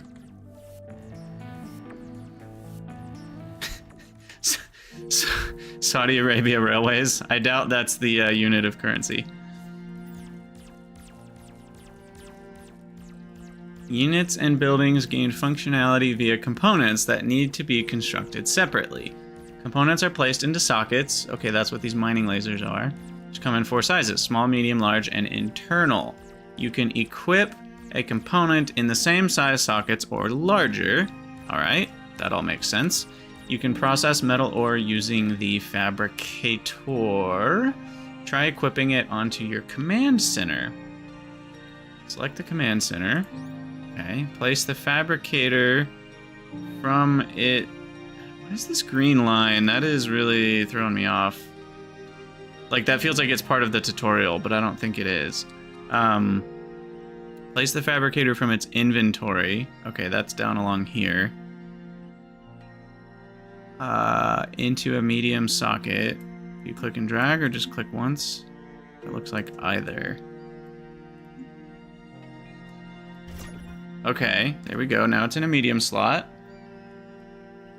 Good job. The fabricator can now be set to produce metal bars from the gathered ore. Set the production, and you'll notice the units will automatically deliver the required ingredients. Click on production next to the fabricator. Double click the metal bars. Okay, so I click that. Click that. It looks like it's set to infinity automatically. And now it's making metal bars? I guess? Yeah, they're popping into the inventory. Okay, there's a little timer. Go in there. Interesting. Alright, alright.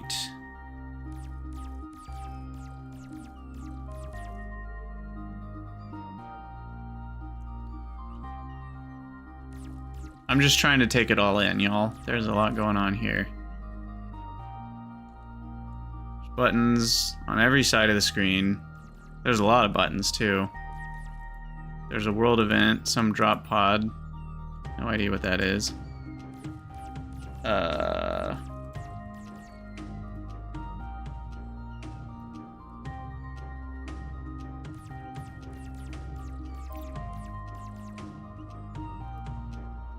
Okay, sorry.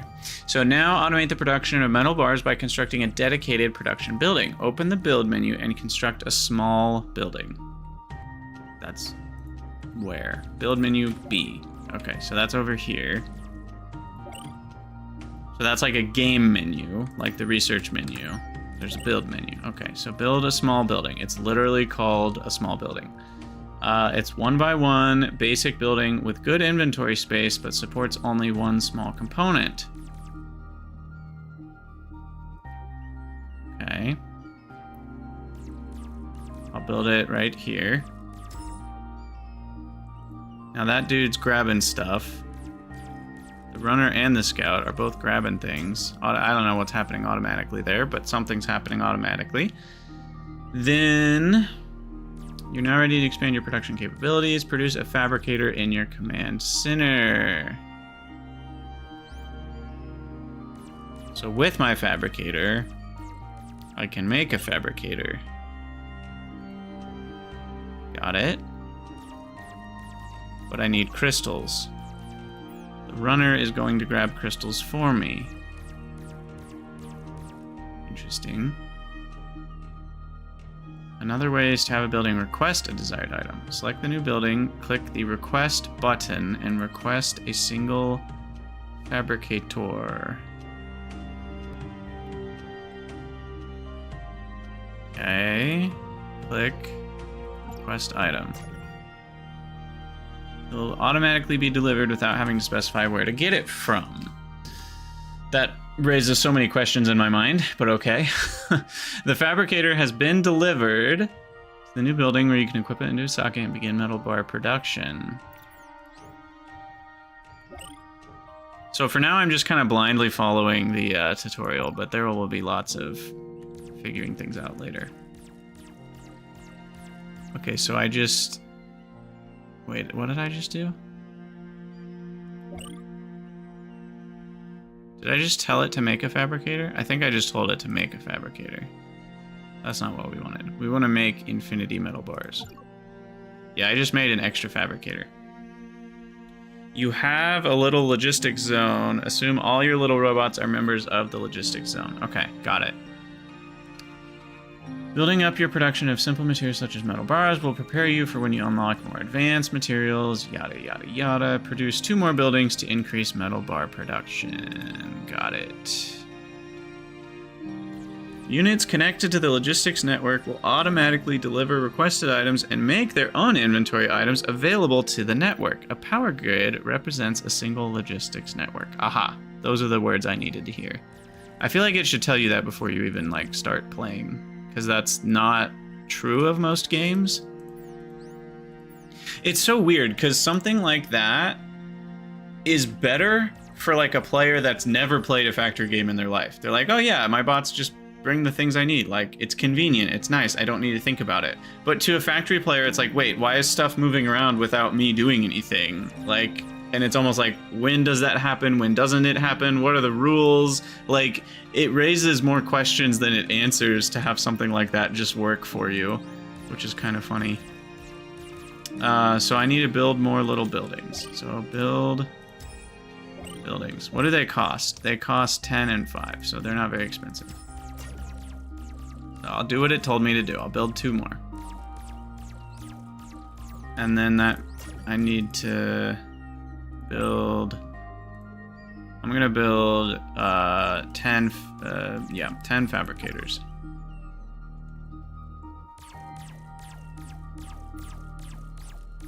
And then we'll have them. And I'm gonna request a fabulous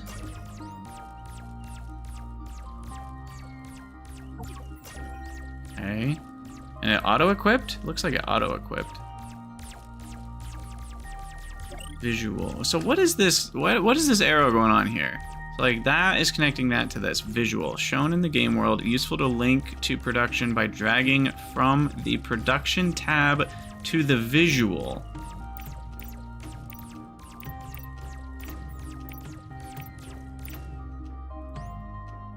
There's lots of control you can take, but it's much more of a pain to specify things than to just let the bots work it out. Right. Yeah, that's fair. It does make some amount of sense.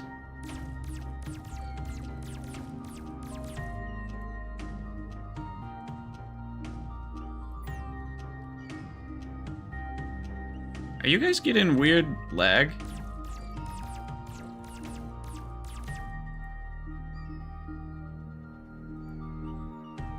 What's going on? Sorry, 1 second.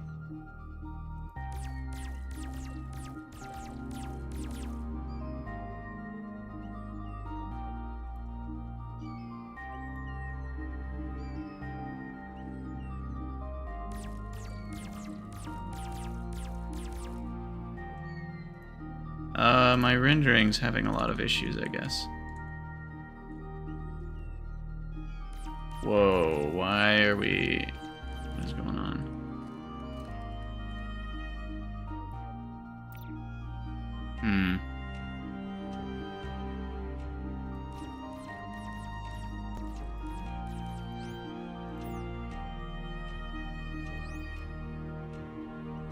Left-hand building has an iron bars icon because it's got that link.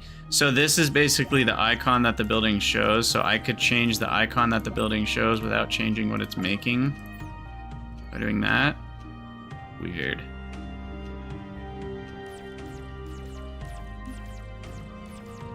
Oh, crazy. Wait, I just went the wrong way. I want to go the other way.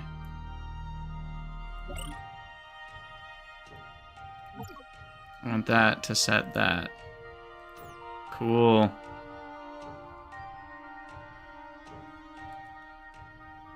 See you later, at Sugnum. I also need to figure out why I'm getting encoding lag. Are we just... Should we go off ultra here? Got darker though, I don't like that. I'm not a fan of bloom in the first place. Nor am I a fan of depth of field.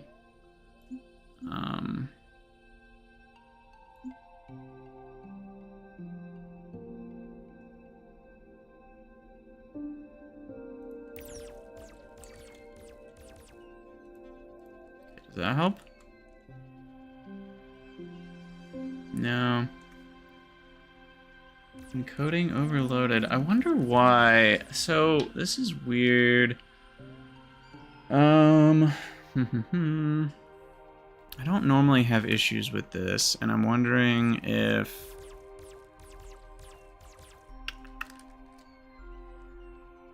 why are we getting frame rate issues?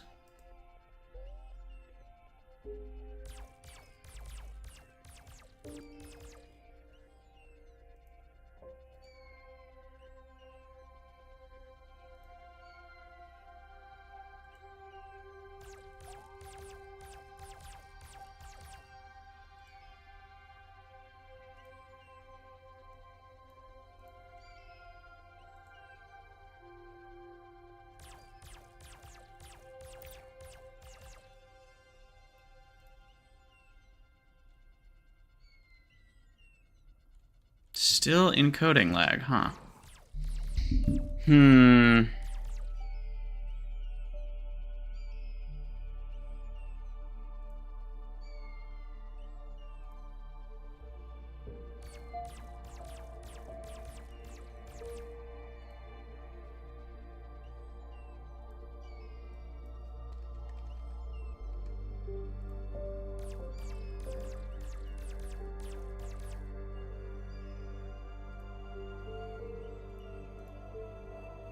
Sorry, guys.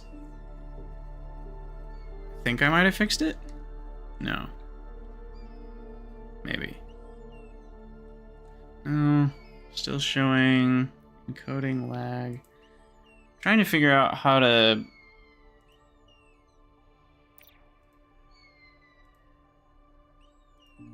get it to not do that.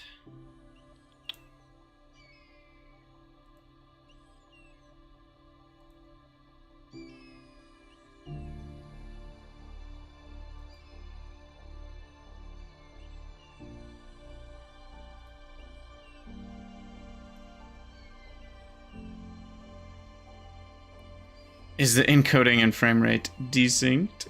LOL.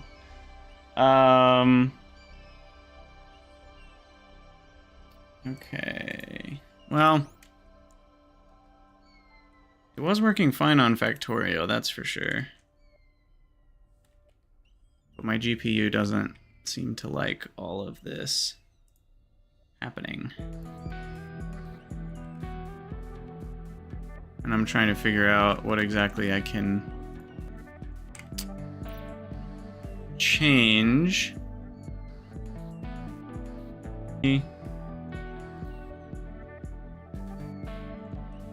Definitely a YouTube encoding issue. Sorry, guys. I know this is really fun to watch. NVIDIA Invin CH264.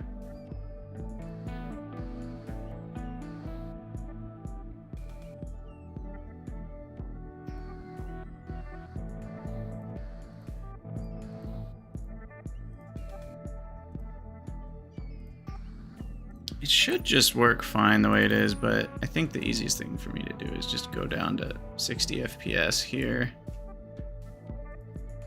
Okay, this is a little thing that always bothers me. You have this slider that has so many numbers, and you can't type in the number or scroll up and down to get discrete numbers. Can't use arrow keys, and so you have to just